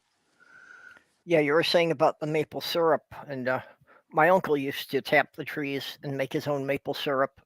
Mm-hmm.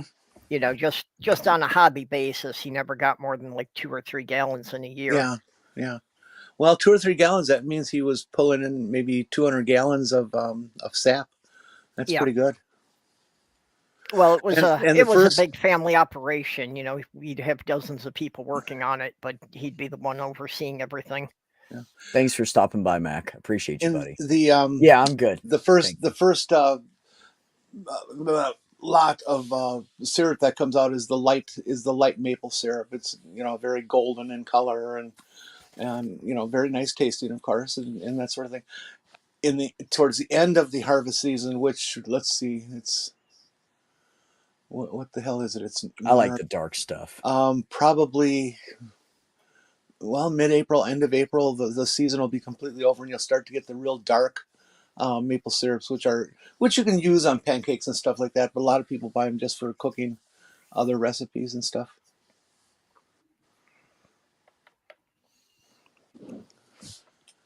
Good night, Ollie. Appreciate you guys. Yeah. Good night, Love Ollie. you all. Good night, Mac. Night. Everybody get some sleep. Have a great night. Yeah, I'm gonna have to go here soon because I have a lot coming up.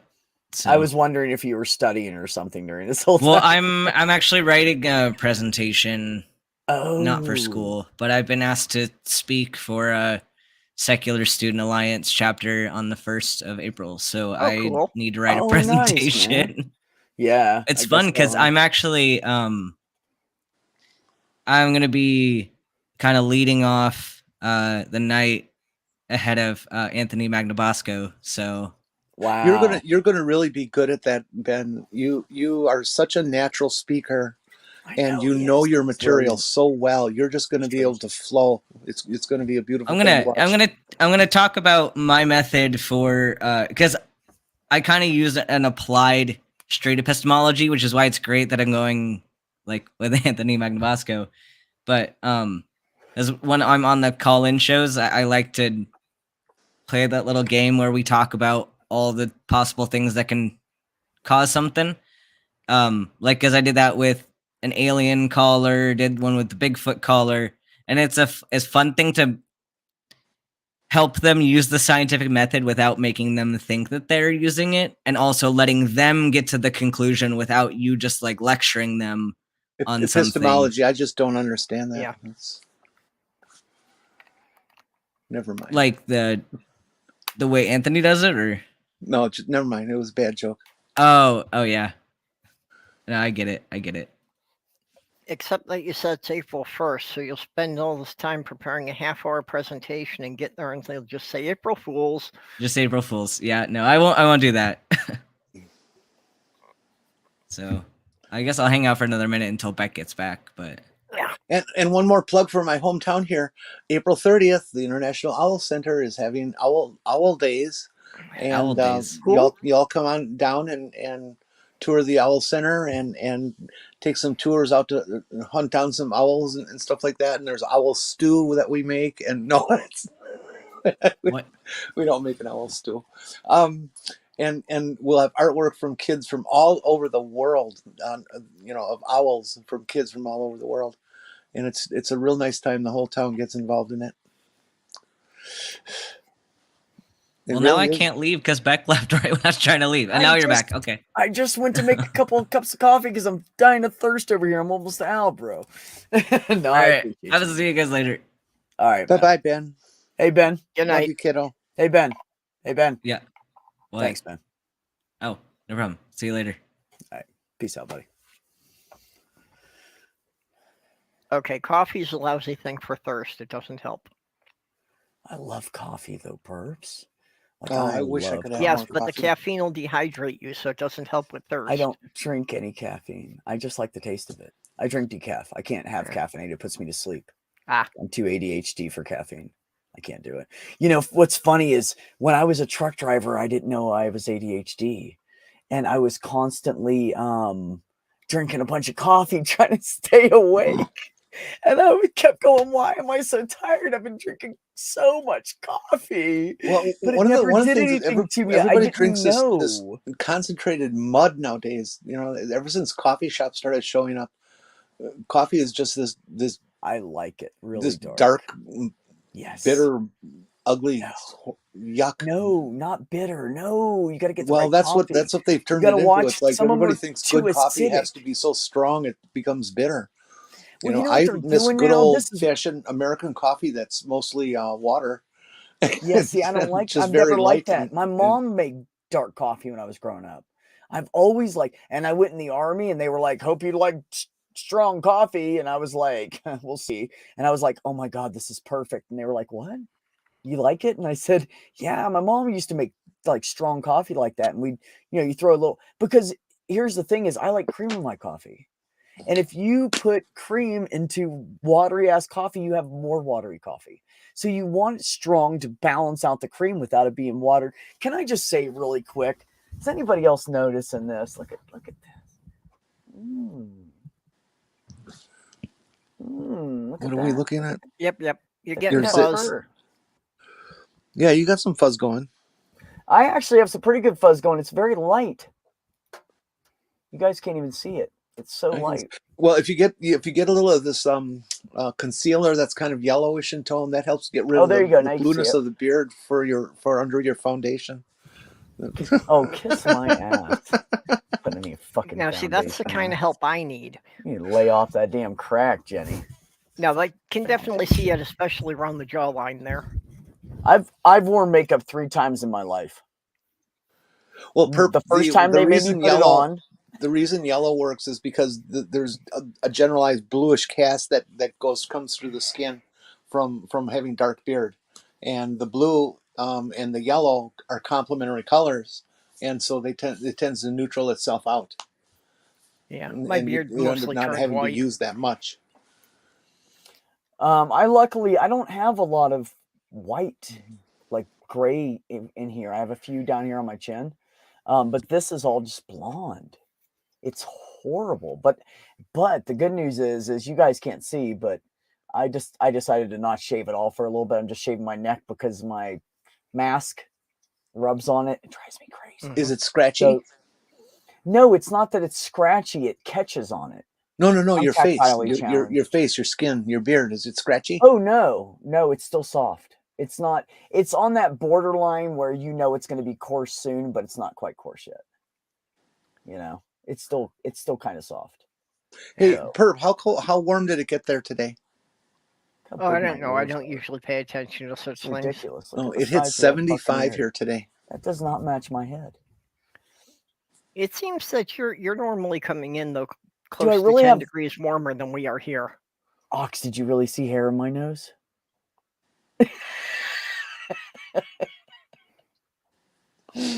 Well, you can it'll grow. Out. I know, John. It'll grow. It's just actually, get a tweezers and pluck the nose hair.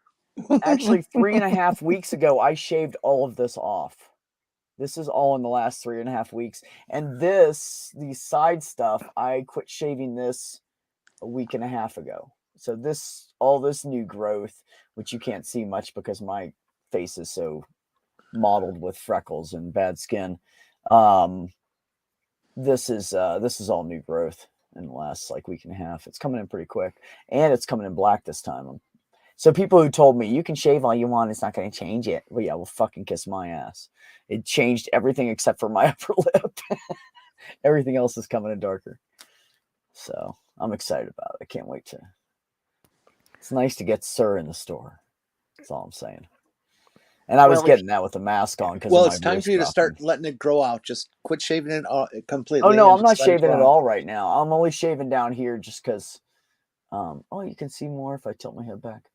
I'm only shaving down here just because I don't like how it I don't know. Kind of. What really happens is that not all the hair follicles grow at the same time. Right. So if you completely shave it off and then let it go for a while, then it does appear to be denser because then you get growth from all of them coming together. And that's what I did, and that's what's happening now. This was not this thick before. Since I shaved it all off almost a month now, about 3.5 weeks ago.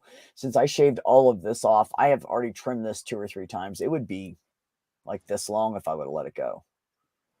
A good 3/4 of an inch longer than what it is. I just trimmed this last night. Just because I don't want to look too scraggly at work, Yeah. Well, you've got to appear professional. That's why I bought these new shirts. I'm digging these shirts. These are nice. Let me tell you guys about a hidden secret, because I never went in there because I thought it was all for women. Ross Dress for Less. I went in there for the first time yesterday. I got these shirts for $12 fucking dollars. They're really nice, good quality, comfortable, but nice firm collar, smaller collar, so it's not those big fucking tab collars. I don't like that shit. I like mine smaller. I unbuttoned it, but yeah, this is a really nice fucking shirt. $12 fucking dollars, and the retail price on it was $60, and they have them on sale for $11.99. I have my eye on a new dress I want really bad, but it's kind of expensive. I can't afford it. It's like $75. Ooh, ouch! It's a lot for me. It's really cool. The skirt is a full circle skirt, and it's a duplicate of the What's parachute. That mean? The parachute that was used for the Perseverance Mars landing. Oh yeah, I think you showed me a picture of that. Yeah, I might have. It's got a secret binary code in it, it's they designed the parachute so that it carried a message, and so the skirt is a duplicate of that, and it's very pretty. Oh, pretty cool. Yeah, I mean, I wouldn't have an opinion on that, but I'm gonna nod and say cool. Nice, Jenny. Yeah. Well, so if you find some extra money laying around, send it on down so I can get myself a new dress. You saw 9.5 nose hairs, JR. The half must be from the last time I trimmed, because I trimmed those suckers like 2 weeks ago. They're growing out already. I'm gonna be irritated. No, I'm just kidding. Honestly, I fucking love it. I love shaving. Oh, you can have it. I had a guy tell me, now look, this guy's like a hairy fucker too. I know that's getting loud. Tell me if it's bothering you and I'll mute myself. Oh, that's your coffee maker, yeah. Yeah, it's a little loud, but I don't have any room. I can't move it. Yeah, no, it took me a minute. I didn't realize what it was. Oh, yeah.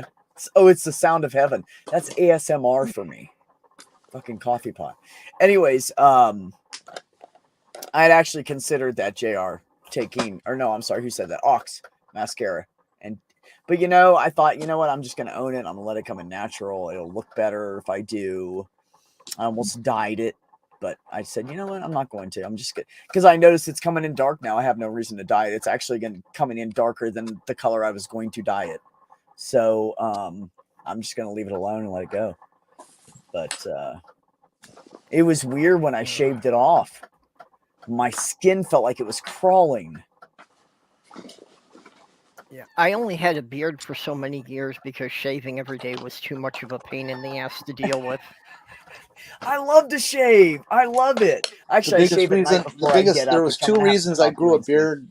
One was to help me deny that I was trans, but the other one was that I hated shaving so much I'd rather just ignore it and let it grow and stuff. Neither JR said, I still turned out trans. JR said, I could see B with mirrors looking for nose hair. And then Ox said, it's funny though, JR, B should know I know you were busting, buddy. But now you're saying about it, I'm going to have to check when we get off the stream, because I do feel like a little hair moving in there. And no, I'm not going to dye it the color of my brother's. That is not happening. Stop it. I'm not dyeing it red. Oh, come on. Do red.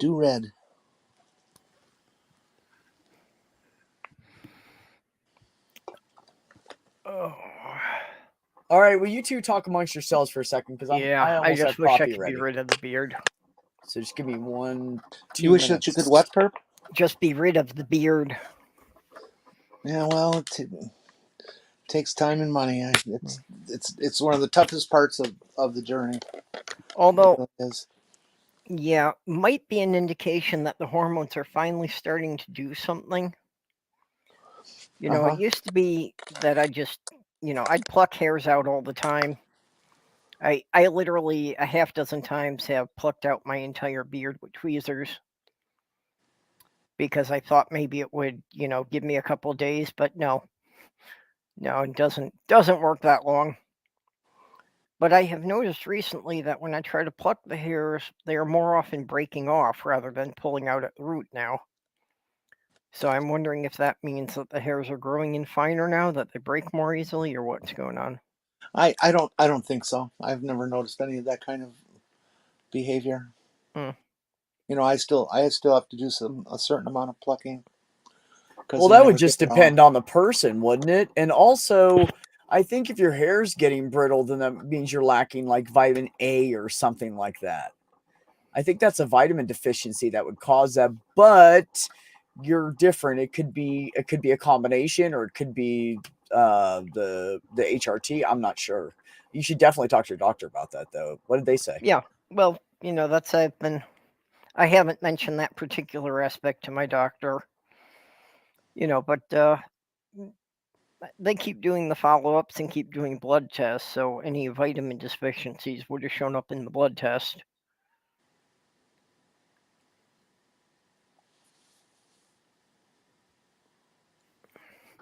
True. Sorry, my coffee pot's still going. It's so loud. Well, mostly I ask him to check on the vitamins because I have had a history specifically with the B vitamins and thiamine, of having had a deficiency for a long time. Is that B12 or B6? It's B12. Yeah. Are you're not a you're not a vegetarian, but budget wise, no. do you not get much meat? Oh no, I eat too much meat. Hmm. And especially while I was in Michigan, it was a literal meat and potatoes diet because, fresh produce was hard to find and too expensive. Yep, you end up with meat and taters. That's right. Yep. Hell yeah, you do. It was literally JR, a meat and potatoes diet because the gas station sold 10-pound bags of potatoes from a local farmer for $10 or for $2 for a 10-pound bag. So if you didn't have much money, that's what you ate. See, I don't think that math is right. Jenny, what do you say about this? If a man shaves every day at age 80, he will have spent 1/3 of his life shaving. That cannot be accurate. How much time are you spending shaving? I used to shave my entire body, pretty much. Legs, everything. No, that would mean for that to be true, you would be spending 8 hours a day shaving. Yeah, you'd be spending as much time shaving as you do sleeping. It wouldn't matter what age you are either. Yeah. It wouldn't matter what age you are. That is absolutely, whoever told you that statistic, they're full of shit. That's wrong. That is bad. I would agree that it feels like 1/3 of your life, but yeah, it might feel like it. Yeah, but I'm going to tell you, like this chick I work with, Michelle, her husband, he's got that really thick, dark, coarse ass. Like, if he shaves it fresh, or trims it fresh, it's going to be like coarse and like pokey, it just by looking at it. He's got a really like hairy neck. It's all over his face. And he's like, dude, you're going to hate shaving after a while. And I said, yeah, hey buddy. And he's like, yeah. I'm like, what do you think the surface area difference is between legs and your face? And he goes, huh? I said, I just spent almost pretty much my entire life shaving my legs. This is much easier in a mirror than bending over in a shower, fucking halfway drowning, trying to shave your fucking legs and not get a nick on them or anything. So you have to fucking deal with that shit. Like, don't fucking talk to me about, I said, I just traded all this surface, and I'm almost all legs. Yeah, I might only be 5'6", but I'm telling you, I have no torso. When I sit down, I'm shorter than everybody that's 5'1" or the same height. Not even kidding. Because I have no torso. I'm all legs. So I had to shave all of this for all these years. And then you're saying what? For the next, I shaved those for what, 37 years? Let's say about, 38 years. About 38 years I've been shaving my legs. So now I'm trading that for 38 years of shaving my face. Deal. Yeah. Well, when I've had to do the whole thing trying to get made up that I've got to shave my legs and my face, yeah, I'm spending 2.5 hours in the shower. Okay, JR, his awake, the waken life, right? The awake part of his life. Let's do the math on that. So the average person sleeps what, 6 to 8 hours a night? Say 8 hours a night. They're awake for 16 hours. 16 hours a day. Wake time would still require you to be shaving 5 hours a day. Yeah. Thank you. You're not shaving for 5 hours a day. Try it again, buddy. No way. If you're taking 5 hours to shave, I think you better hire somebody to do it. It would save you money. Mage Grey Wolf says it takes an average of 10.9 minutes to shave. So that's 318,280 minutes shaving at 80 years old. Is that what you're saying? That doesn't seem right. Okay. At what I'm age? Sure I'm not going to pull out the calculator right now, Mage. Tell me what age you're talking about there. Would you multiply that by? I'm sure it varies person to person, but 30 something. There's no way I was ever able to shave in 10 minutes. Oh, it took you longer than that? Yeah, 20 to 30 minutes for me to shave.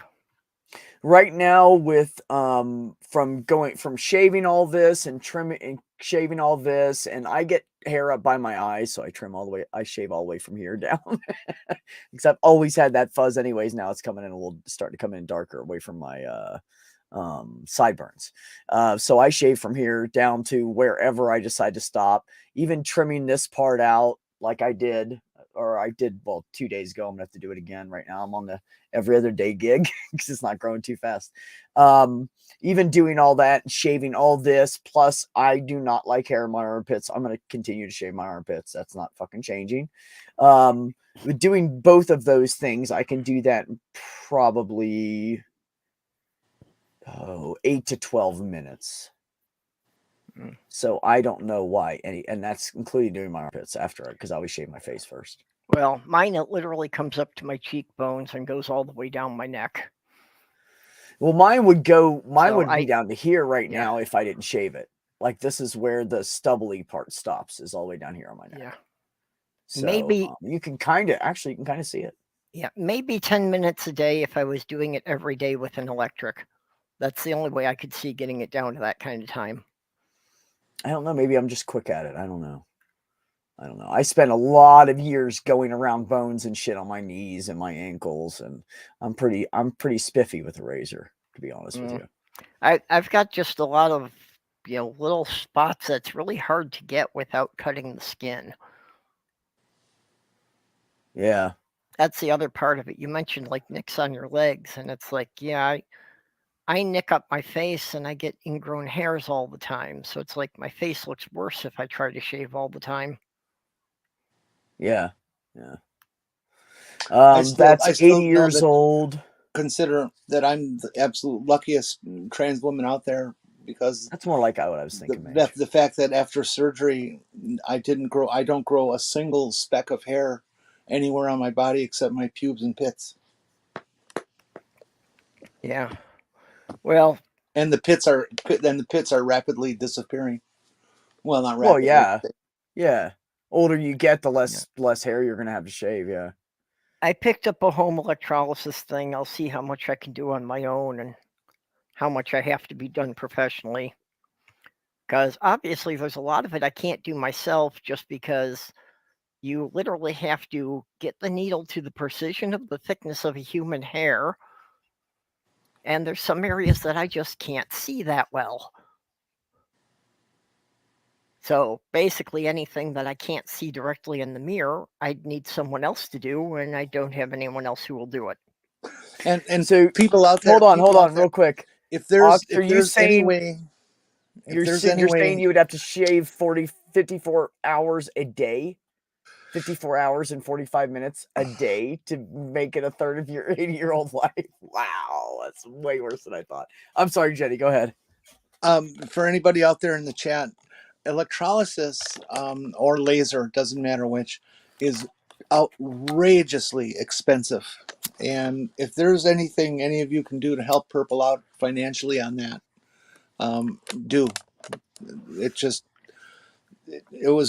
I had a really good paying job when I was going through it, and so I could afford to spend the $55,000 it cost in the 70s and 80s.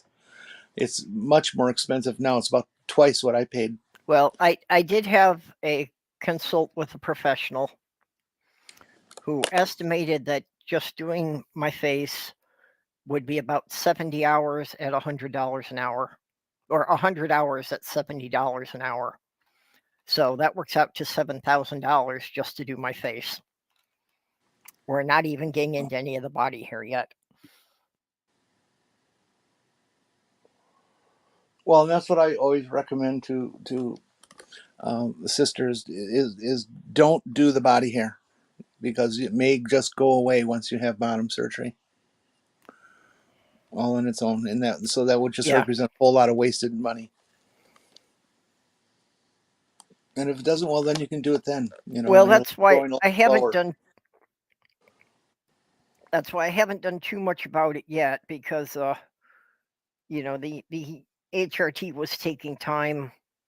The hormone levels in my blood had always been really low, so I kept hoping that once we got the hormone levels up, it would at least slow down the hair growth. So at my last checkup, we finally got the hormone levels up into the range he thought they should have been at about 6 months ago. So we'll see what happens, over the next 6 months or so, and see if the hair at least starts coming in slower after I've shaved it off.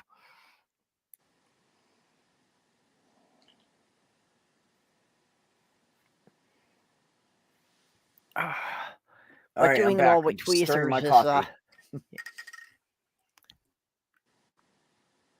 doing it all with tweezers gets kind of painful and takes a long time.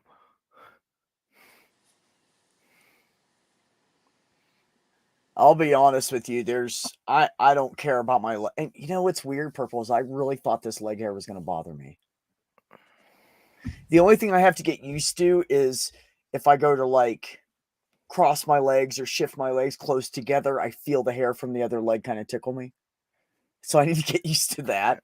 But I used to hate any kind of leg hair. And I don't know why I was so obsessed with not having much body hair. I mean, I've always shaved pretty much everything. I just spilled coffee all over my clean jeans. Not clean anymore. Anyways, fuck, what was I saying? My cat's meowing at me. You were talking about leg hair. Shh. Oh yeah. I always thought it would bother me, like being socks against it, and I'd look at my brothers and go, "God, you hairy fuckers!" Because I mean, my brothers are pretty hairy guys because we get so much Italian and everything in us, so we're kind of hairy. So it's gonna be probably bad for me.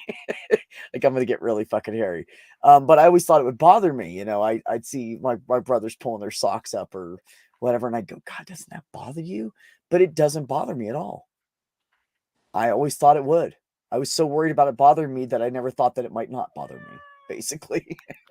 Well, the first thing I had learned years ago when I would just cross-dress occasionally was that body hair is not as useless as people think it is.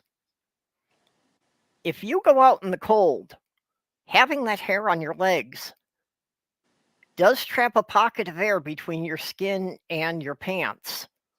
And that makes a huge difference if you step outside when it's below freezing.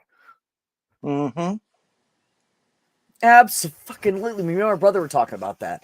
And I was like, dude, that hair keeps you warmer, doesn't it, on your legs? When I was a kid, I always wondered how women... Yeah, it keeps the pants off them. It keeps your pants away from your legs when it's cold out. My pants don't touch my legs. And I was like, you fucking bastard.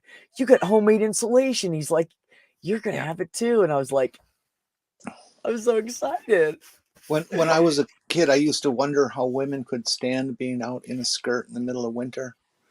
And then once I got my own stockings, I learned that amazingly thin shit that you wear, it keeps you amazingly warm. Yeah.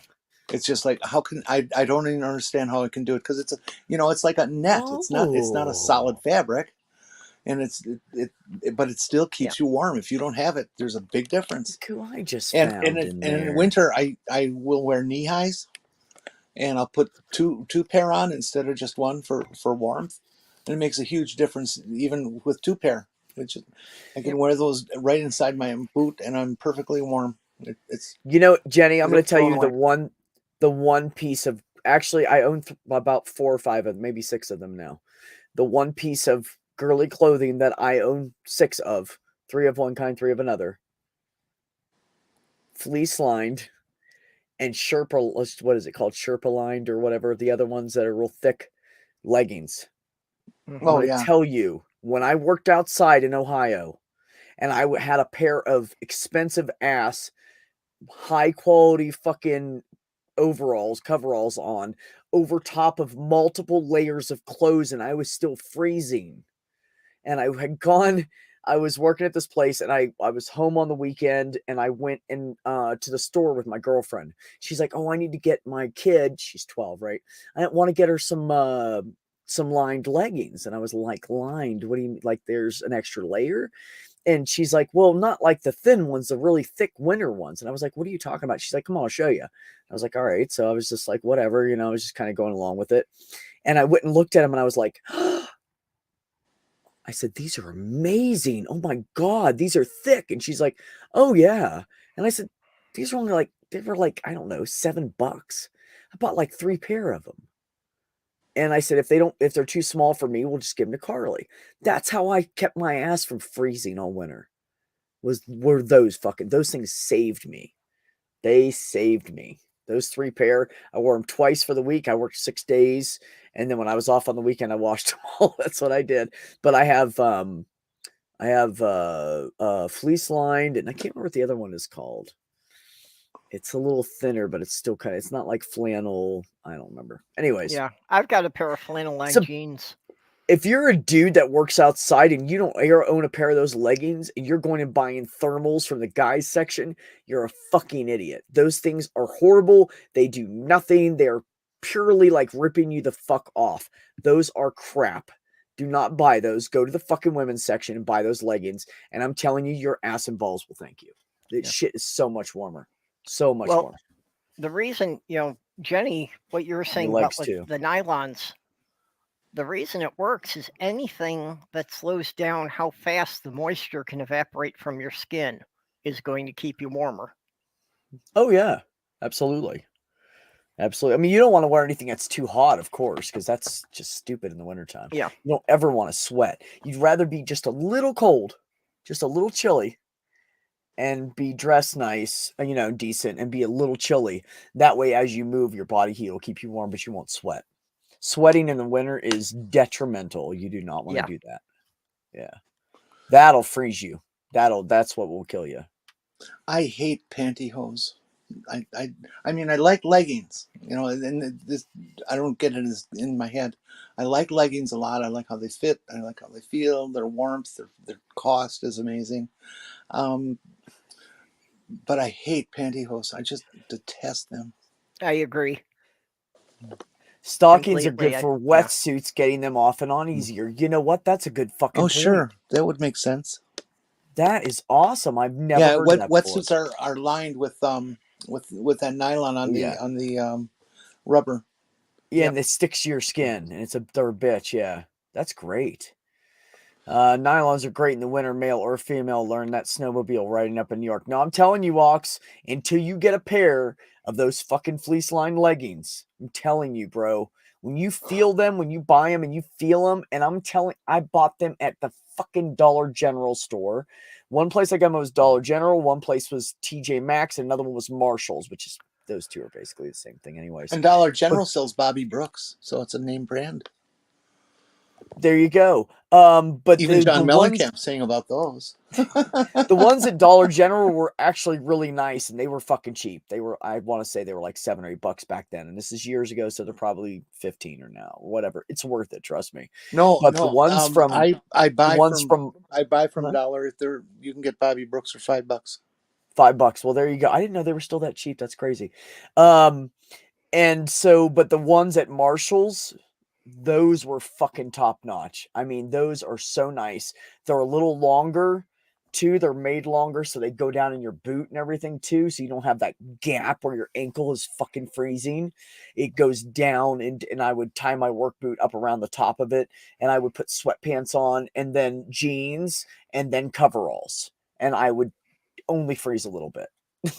Guys, if you're interested in trying it, but you have an ego thing about women's clothes and stuff like that, which is fine and perfectly understandable. Spanx makes men's leggings, and they give you a little extra pouch for a bulge. So if you do have an issue with it, they make the stuff for men. This is not unusual. Yeah, Jenny, you can't see the side chat, but Laura was just saying about that some men would rather die of the cold than even consider the idea of wearing women's clothes. Yeah. She said, now you're heading into toxic masculinity. No, you're right. And I think that's absolutely ridiculous. Honestly, I don't like the way women's clothes look or feel for me. I love them on women. I'm not bitching about that at all. You ladies keep wearing those women's clothing if that's what you want to. If you don't, fuck it. But if you want to, I mean, I've met plenty of tomboys that were sexy too. I'm just gonna say. Come on, B. You can't convince me that you don't like wearing a garter belt and stockings. Oh yeah, sweetheart, all the time. Wink, wink. No, okay, Ox is saying fleece tickles the balls, hard to walk and not smile. Ox, if you have underwear, that kind of sensation. Yeah, underwear. These are tights. They're not underwear. Yeah. You wear underwear underneath the tights, buddy. No, but and if you're not doing that, you might want to check yourself. And don't do boxers. It's not comfortable because it squishes them against your legs and they feel horrible. If you like that kind of sensation, though, you should try shaving your legs. Because then every time you move, the legs of your pants rubs against that smooth surface. Oh, yeah. Yeah. It tickles and it's kind of erotic. Really? Must be because your legs are so sensitive and not used to being shaved. Yeah. I never felt like that. And I shaved my legs my entire 38 years. Huh. Could you imagine, you know what would be cool, Purple? Is if my facial hair would grow as fast as my fucking legs. My legs are so, and it's wintertime here and I can't even show them off. It's not even fucking short season. My legs are like so dude right now. I fucking love it. But the point is why isn't this as fast as that? Fuck. I mean, my hair on the inside of my thighs is like 1.5 inches, almost about 2 inches long. Easy. Like it's long. Well, you gotta braiding your pubic hair. Huh? What'd you say?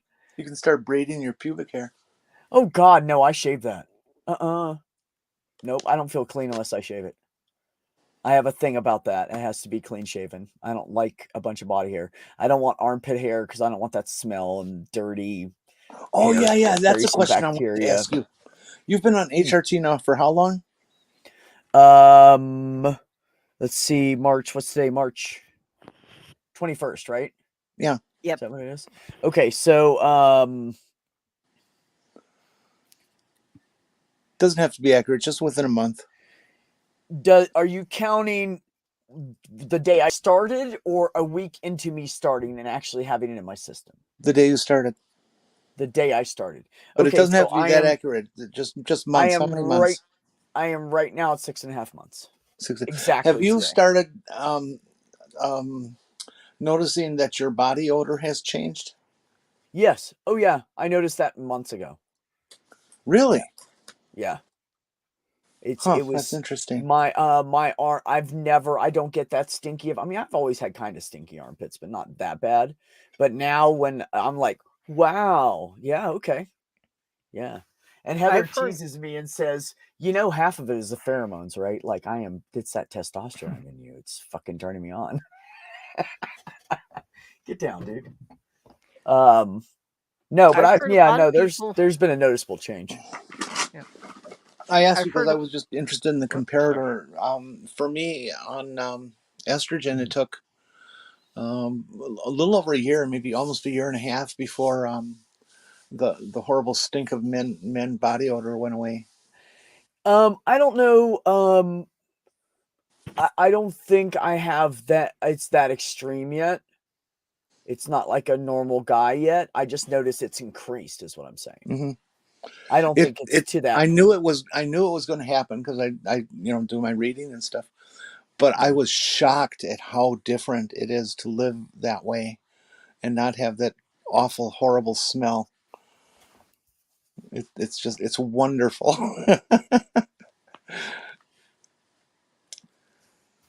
What? One dude hint B, never have your shirt tucked in after 5 p.m. I don't get it. What's that mean? You saying I need to relax? Normally I want to say this is one of the reasons I actually stood up on stream. I normally don't even have pants on. And if I do, they're sweatpants. And there's a bunch of holes in them because my cats destroy them. So I wear the same old shitty ones because I'm just going to let them destroy those until I don't feel like wearing them anymore. Let's see. Do you know how guy that is? What? That is so male. It's so funny. That's great. What is? That I'll just wear this same thing over and over and over. The same pair of sweatpants? I wash them. I wash them like once a week. Like, what the fuck? Who cares? You just have cat hair on them. They're not dirty. Yeah. By the end of the week, they're fucking nasty. Yeah. It's all spilled coffee or something on them. I've always been like that, but I realize now that the whole thing was I never did anything about how I looked because I never wanted anybody to look at me.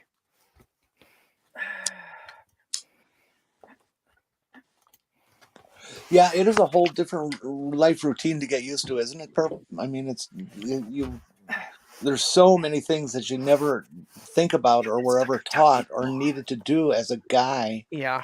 That are just absolutely essential as a woman. Honestly, I feel really overwhelmed by it. Thanks, and Ox. I don't have anyone to teach me how to do it.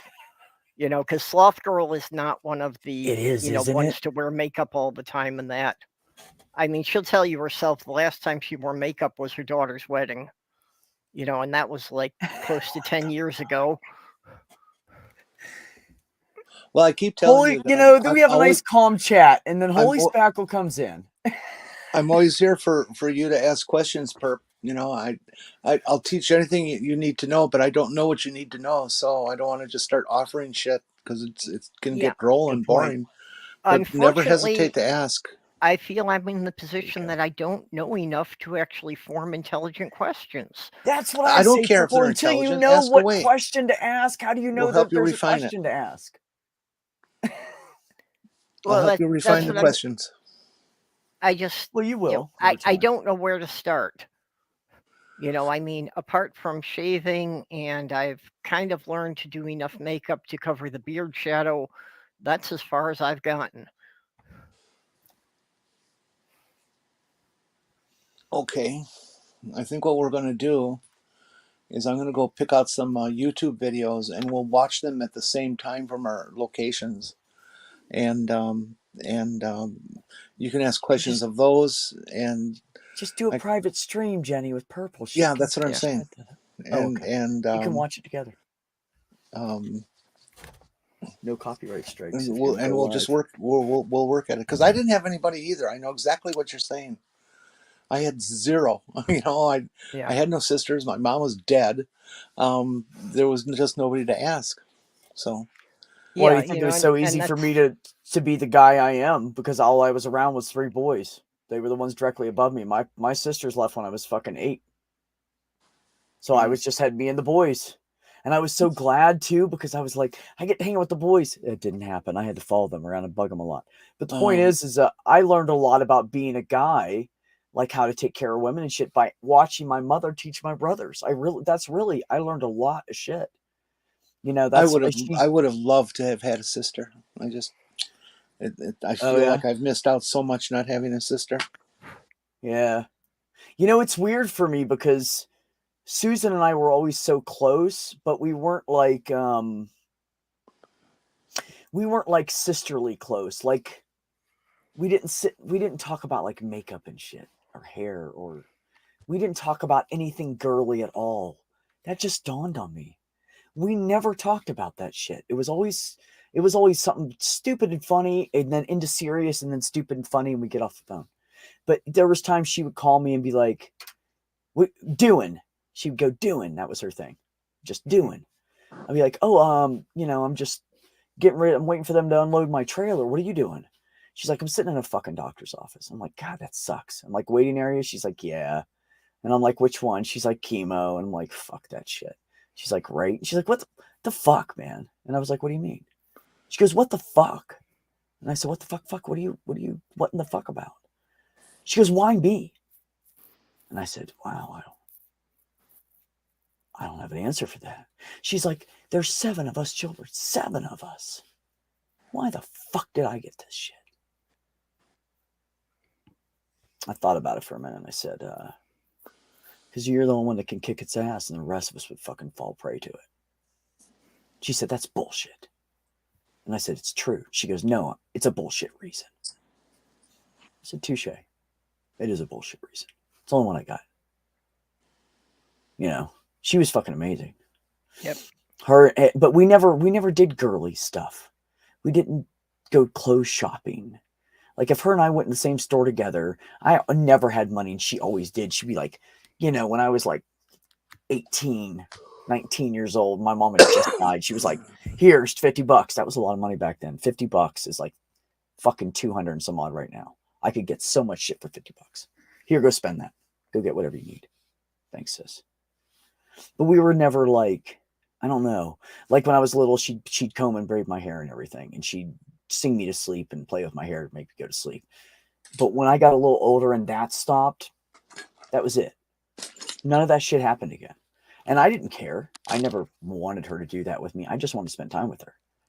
But I always knew she was okay at the same time because we had that weird fucking connection that we had. I wish I could find that again. If I could have that connection again, I would be fucking great.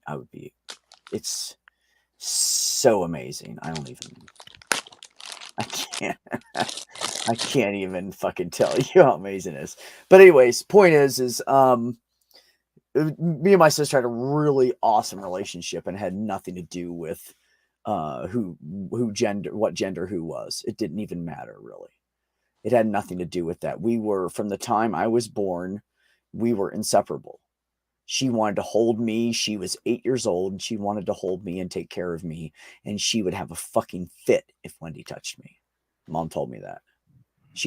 And I was only happy with her. If I was with Mom or Wendy, I would cry. Mostly with Wendy. Sometimes with Mom. Never with Susan.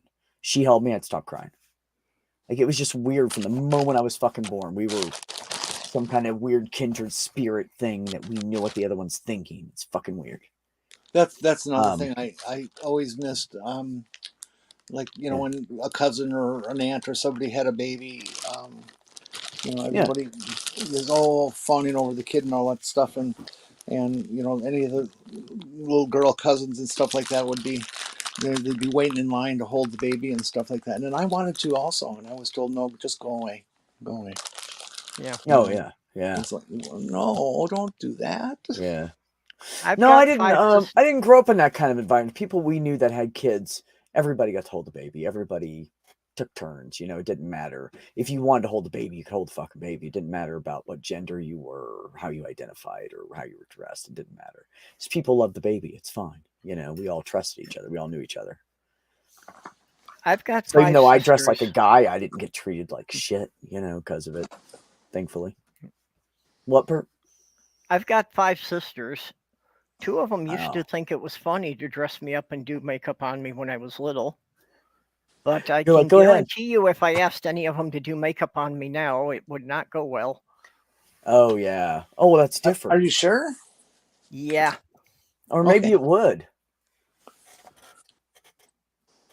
No, I'm sure I was just checking that you really looked at that, and I understand how they could reject you easily with that. Sorry. Yeah, well, sure. I've been coming out to my family like 1 and 2 people at a time, and my first 2 sisters that I came out to, one of them was just like totally freaked out because she didn't know what to say about it, and the other one was trying to give me a list of all the medical complications that could come with this because that's her field. So she was trying to talk me out of it because apparently I didn't know about all the possible side effects. It's like, no. You take those pills and you might grow tits. Yeah. Oh my God. Really? Cool. Is that what that shit does? I'll never take that fucking crap. Literally. I'll never take that crap. Wow. But, I felt it was kind of insulting because it's like, you think I didn't do any research? You think I haven't been thinking about this for a lot of years? Yeah, right. Well, that's like with me and my fucking doctor, not Heather, the one that used to be my doctor at the time, that is retiring. Good riddance. Anyways, she said, because she filled my Adderall prescription, they didn't get the testosterone prescription. I was dealing with Walgreens at the time. They're really horrible with controlled substances. I was surprised they got the fucking Adderall. But anyways, that was a little bit of a fight. Had to be sent in twice. But the testosterone, she sent it in to them twice. And I got a notification. You have a new prescription. She only sent one thing in. Had to be the testosterone, right? I go down there. Oh, we don't have a prescription for you. What do you mean? My provider sent it in an hour ago. We don't have any prescriptions for you. Really? That's funny because my phone said I had one. Right here on my phone. said that shit. And they were like, oh, no, that you didn't get a text message from us. It must have been from your doctor's office. I said, you know what's funny about that? And the guy goes, what's that? And I said, I work there. We don't do that with prescriptions. And he goes, well, I don't tell you. So I go back to work. Dr. Warenko's on the phone, busy with patients. I stick my head in. I go, send the testosterone again. She's like, what? Like, send my testosterone again. They said they didn't get it. She's like, fuckers. She's like, I got you. I was like, thanks. So she sends it again. I go down there. They said they don't have it. Got another notification on my phone saying I had a prescription that is in Walgreens but not ready yet. They don't have it when I get there. 20 minutes later. There's the problem with Walgreens, right? Yeah. So I go back to work. And I'm like, hey, Deb, can you send that testosterone again? I'm sorry. I said, I'm changing pharmacies. Fuck them. Send it over to the local pharmacy, Del Norte. They're great. It's kind of on my way home. It's close enough. I'll just get it there. She's like, I don't know why you're in a hurry to start this. And I said, oh, because I've been waiting like 35 years to start it. And then she goes, I don't know what you think this is going to do for you. I went, I literally took my mask off. I threw it up in the air and walked out the door underneath of my mask. Like I couldn't have planned it better. It happened perfectly. That mask landed exactly where I was. It was weird. And I got to halfway down the hall and I stopped and I thought, I need my mask. And I turned around and went back and went to pick it up. And she was picking it up off the floor and she handed it to me. She was like, I mean, really? I said, never mind. Can you just send it in, please? She's like, yeah. I said, I just sent it. Thank you. Like, first of all, what's it fucking matter what you think? It's not harming me. My labs are fine. I waited weeks and weeks on those fucking labs to come back because it takes forever to get your fucking testosterone and, you know, T3 and T4, free T and all that. To get all those labs back, it takes like fucking a week and a half, 2 weeks or some shit. It takes forever because they have to do something culture, blah, blah, blah, blah, blah, whatever. I don't know that much about it, about that certain kind. But I had waited like that long. I was like, please just send the fucking thing in for me. I know Walgreens sucks and I'm sorry I'm making you do this again, but just fucking send it in. Like we discussed this already. You already knew you were going to be doing this. You can't just not do it now. There's literally no reason. Do you think she had all the tests done? She was doing it purposely to... No, she just doesn't get it. She literally doesn't understand it. And instead of saying to me, hey, I want you to sit down with me sometime and explain this and how you feel and everything, because I don't understand it. I would have been cool with that. But getting an attitude because the pharmacy sucks and I was new and I didn't quite know that. I was only been there for like, 4 months at that point. I didn't know how bad the pharmacy is. I didn't get it. I thought I had one of the better ones or something. And, but to get mad and take it out on me, like, I don't know what you think you're going to get out of this. Wow, bitch. Of course, this is the same one that's trying to fuck everybody over right now. I'm ready to punch her in the fucking grill. I swear to God. I wish I could. I literally wish she was not old. If she wasn't fucking old and I could get her to hit me first, I would fucking lay her out. She fucking needs it. She's a selfish fucking cunt. Sorry. Laura. I'm sorry you've had to deal with that kind of shit, but what does Laura say? Oh, and when I told Heather about it, she goes, what did she say? And I told her. And I said, yeah, I threw my mask up in the air and walked out and came back and got it. And she's like, I mean, I don't know what you think it's going to do. And Heather goes, she just has no clue, does she? I said, she's fucking clueless. She lives in a fucking cishet world. She has no fucking idea. No fucking clue. And she already has this transgender patient she's had for like 3 years now, who she had been on HRT before. The patient had been on HRT before, started transitioning, stopped, went back to male version of self, and then said, no, I can't, because they got scared.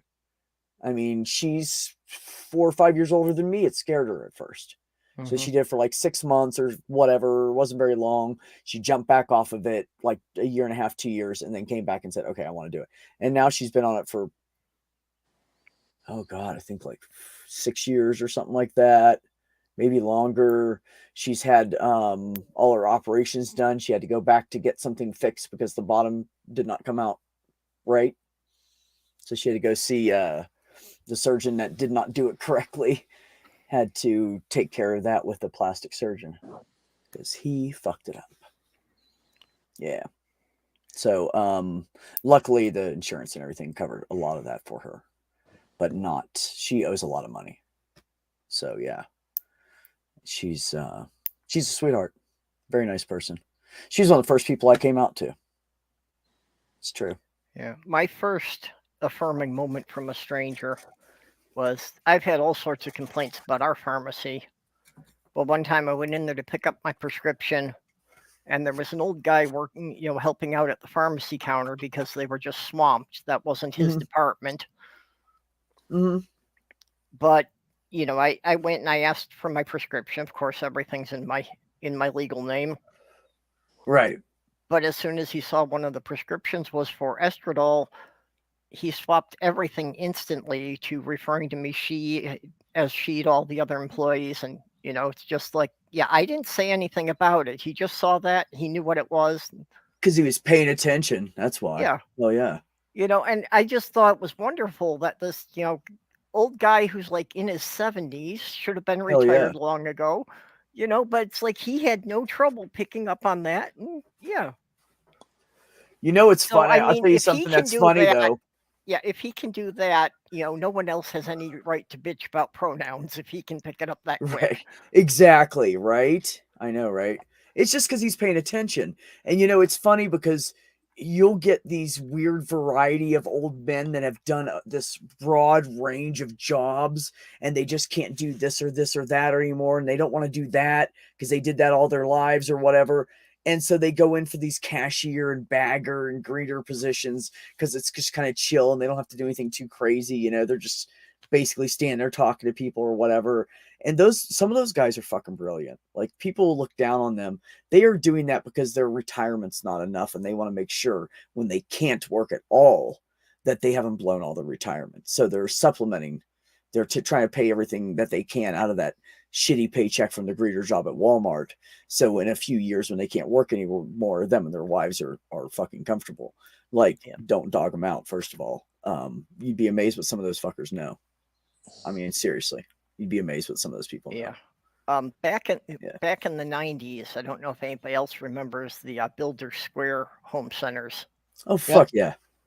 Yeah. Fuck yeah. Well, we had one here. I loved going into that place because apparently the manager made a point of hiring retired tradesmen. So there were at least three Ace guys. Hardware does that sometimes. Yeah, they have a lot of people in their three guys in there who had been licensed tradesmen before. There was a plumber and an electrician and a carpenter. Nice. Who had done that shit for 30 or 40 years. That's what Ace Hardware tries to do. It's one of the reasons I don't mind going in there and paying a little bit more money. Because you'll walk, like the ones here, for some reason, the people don't know a fucking thing. There's like 2 people in the store and they work weird hours or something, split shift or something. They know what's going on, and everybody else in our Ace Hardware is fucking lost. Yeah. Don't ask, just walk up and down the aisles, find it yourself. It's literally easier and less painful. But now, when I lived in Ohio, West Virginia, Pennsylvania, all these other places I've lived that have had Ace Hardwares, they all have these older guys in it, and they know what the fuck's going on. The other one is the Big Value. I think it's called Big Value Hardware or something like that. That's another one. It's like an Ace Hardware.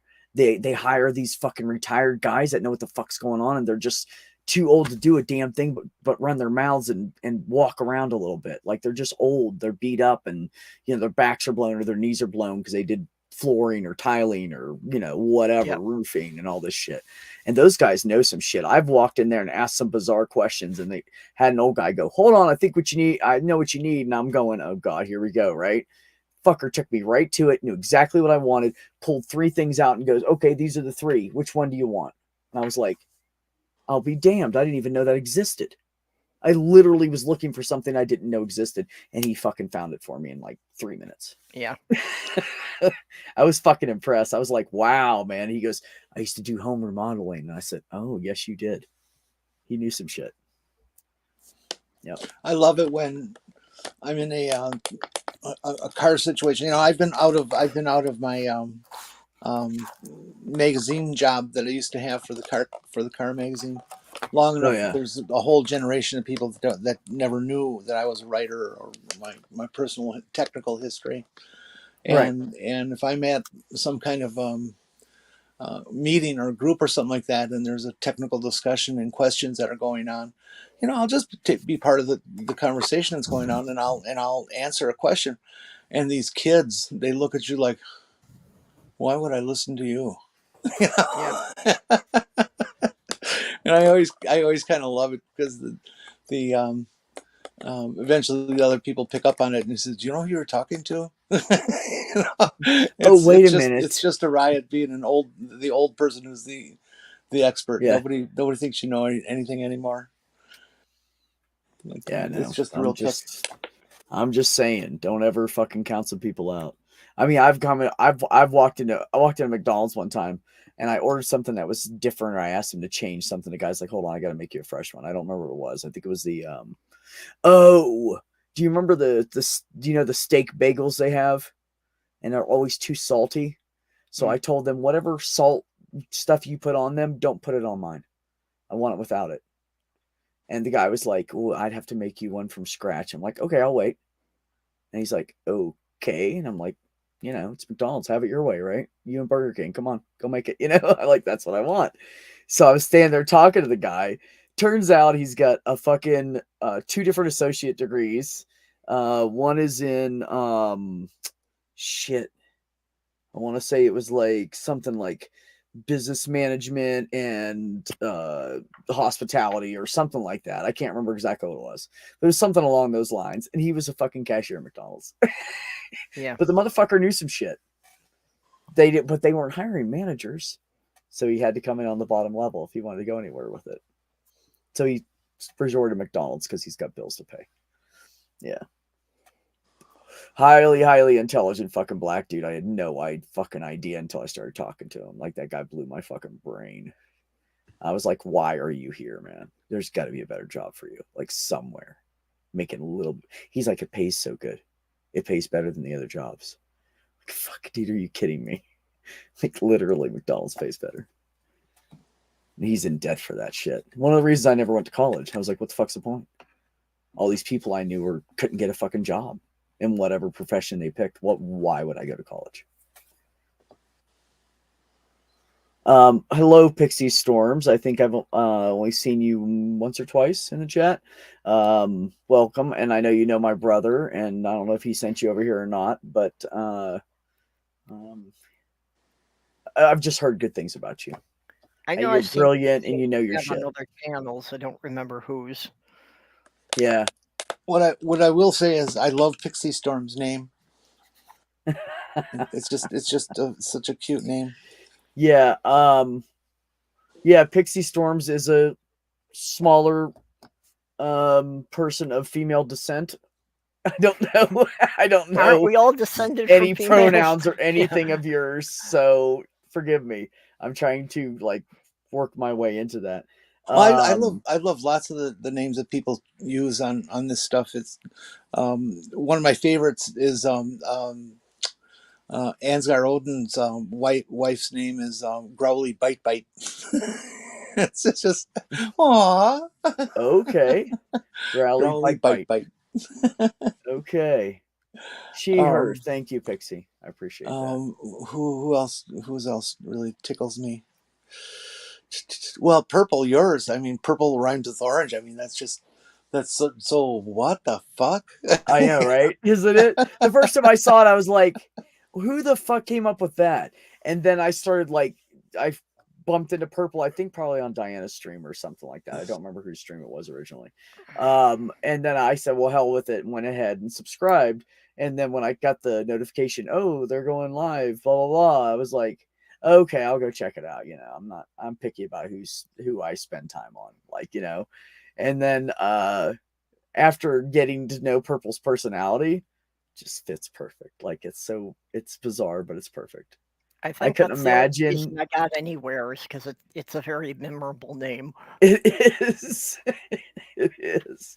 But it suits you somehow too at the same time. I can't even explain it. I don't even know if I can explain like I say, I owe the name to Sloth Girl because when we were gaming, she kept saying nothing rhymes with purple and nothing rhymes with orange. So by default, they must rhyme with each other. It's true. It's true. Yeah, I do remember you telling me the Sloth Girl came up with that. All right, I got a new name. Actually, Laura, I'm not even sure what time it is, but I think it's like beyond my bedtime at this point. So, we're about to end this anyway. Okay, Jenny. So, otherwise, I would be glad to have you in, but it's definitely time to. I just want you to know, Jenny, that if you try to open an email under that name, you're not going to have a lot of luck because that's my backup account on several services. Oh, okay. Perps, you're so funny. No, I've got. Oh God, yeah, it's 10:15 several times per broadcast. It is just late. I didn't even know. I was kind of wondering because even when Ben went to bed, I thought you'd be wrapping it up soon. Yeah, but you guys started having a good conversation, so I was just letting it go on. It's all good. But no, I am done. So for sure, I'm tired and I need to eat some kind of dinner. I don't know, a bowl of cereal, maybe. I'll figure out something. Anyways, so first of all, Pixie and Laura, I know Laura's been on before and I've seen Laura around, but I don't know you guys really well. So thank you for stopping by tonight. Laura's been in my chat a couple of times, not recently. Yeah, I had Laura a couple of years ago. I think I had Laura on one Laura, time. I'm wondering how your HRT is going. Can you give us a few words on that? I think she had just said above that she's at 9 months. She just hit 9 months, I believe. So she's probably right about where Ben is, about 2.5 months ahead of me. My dyslexia had me read purple's name as orange is the new purple.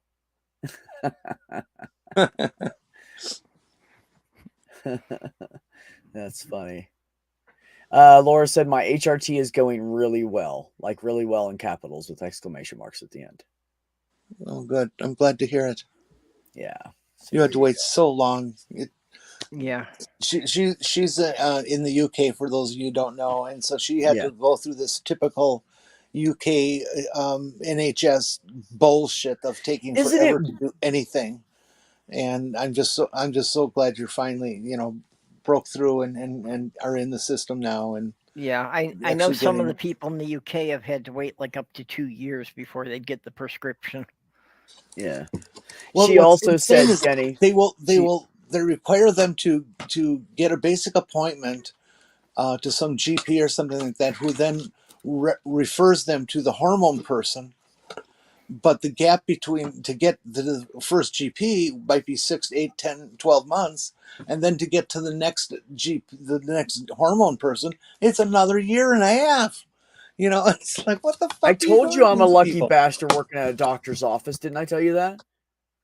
Because when I found that doctor's office that I work at with Heather and everybody, when I found that place, right after that, 6 providers in the area, all family physicians, all like regular family practitioners, all 6 of them retired in my 80,000 person town, which may not it seems like a lot for Jenny's town, but it's not very big here at all. There's not a lot of people that live here. Yeah. So that's a lot of fucking providers that we just lost. Like we lost I want to say like a quarter of them or something. It was a lot. Big percentage. Anyway, so it's really hard to get in anywhere right now. It's hard to get anything done. And if you go to a family practitioner that doesn't know about HRT, like mine do, then you end up, I'm going to give you a referral somewhere. And then you go into that problem. So I told you I was a lucky bastard. I mean, really, I really am. So, well, it's for me too. I just kind of lucked into it here that, this wasn't even the city. This was like the 3rd choice on my list of where to move to. It just happened to be where I, got the right opening. And it turned out that they've got a specific gender clinic here that just happened to be part of the same network of clinics that the GP I was going to was in. Laura also said, I have boobs now, not big, but they're developing. Keep going, purple. I waited 928 days, 2.5 years. So Laura's like, keep getting at it. My doctor increased my HRT last month too, up to 3 milligrams per day now. I do seem to be making better progress since I'm on the injections now. Just it absorbs better in the body. Yeah. And a lot of when people I was just taking it as patches, then it really didn't seem to be increasing the blood level much. Yeah, the patches are the slowest form. And so when I see people on TikTok and they're like, oh, I have this gel and I'm noticing the changes so quickly, I'm like, that's not even quick, man. Like, mind you, really... it is really and tempting. I'm looking at them going, I don't see much of a change. And you've been on it for like 9 fucking months now. Your voice has dropped a little bit, but otherwise you don't look any different. I don't know. Like, there's no facial hair, there's no nothing, And I'm like, no, you're on too low of a dose. And then they get defensive, and I'm just trying to help them. I'm like, injectables just work. I'm not, you do you, bro. But I'm just saying they work faster, It is really tempting because what they got me on now is rather wasteful. That every month they give me a new vial of the estradiol. Mm-hmm. And on the dosage I'm on, I'm really only using like a quarter of what they give me every month. So it's real tempting. I could just double my dosage myself and, but well, I know that's not a good idea. I'm not going to do it. I have, I never do that. My doctor made a mistake as far as her prescribing, and then she changed it and wrote a new prescription. And then suddenly I had 2 prescriptions for estradiol in my pharmacy pack. And so I ordered refills from each one, and I built up myself a backlog of 5, just in case, 5 bottles of estradiol, because sometimes you cycle them out, right? Yep. And so I've decided that I'm pretty much taking over my own hormone dosing, and I just got a new level done yesterday in it, and my level is now at I'm basically in my 3rd trimester. Yeah. Hey Jenny, you're cycling them out, right? You're not holding on to the same 5 vials, right? I'm sorry, say again. You're cycling them out, not holding on to the same 5 vials, obviously, right? Yeah. Oh no, I keep them organized by expiration date and go through them that way. See, smart lady. That matters, people. There's nothing wrong with having a little bit of backstock. Just make sure you cycle through your backstock so it's you always have that fresh backstock. Well, that's what I've been doing too. I decided to see, what it really took, and I've been using the same vial for over 3 months, and I've still got a couple of doses left in here. Is that a 200 or 100? It's a 100. Well, 100. It's a 5 milliliter, 100 milligram. I can get a little over 2 doses right now out of the 200 I have. Really? Wow! I didn't realize you took that much. I'm on my dose. I don't know what you're on. 0.35. I'm on. I'm on 70. The legitimate prescription is for 0.1 cc's every 7 days, and I instead do 1.25 every 5. Yeah. Mine's 1.5 once a week. Okay. Or 0.15. So 5 milliliters. 0.15 once a week, rather. I get, let's see, 5 hits, 10, 20. Like you get like 20 hits per bottle. Yeah. Yeah, it's something between 20 and 30 injections shots per bottle. Oh yeah, injections. I'm sorry. Yeah. Fucking Jenny, I love you. Yeah. Yeah, I worked it out. It was something between 20 and 30 injections I could get out of a bottle if I, did it all exactly right here.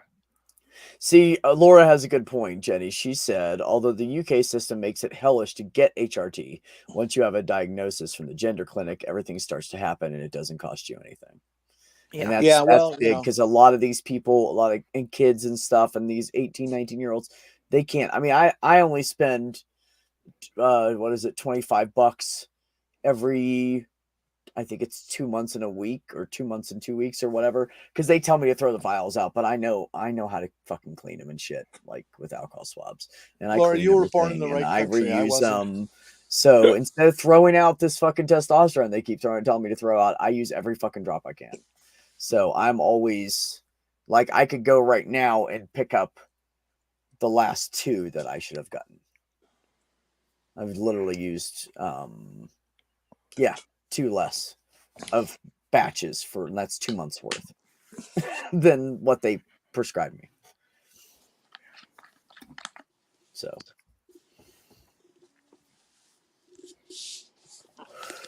I had thought about getting a little backstock going too. I should probably go ahead and pick mine up every month for a couple months.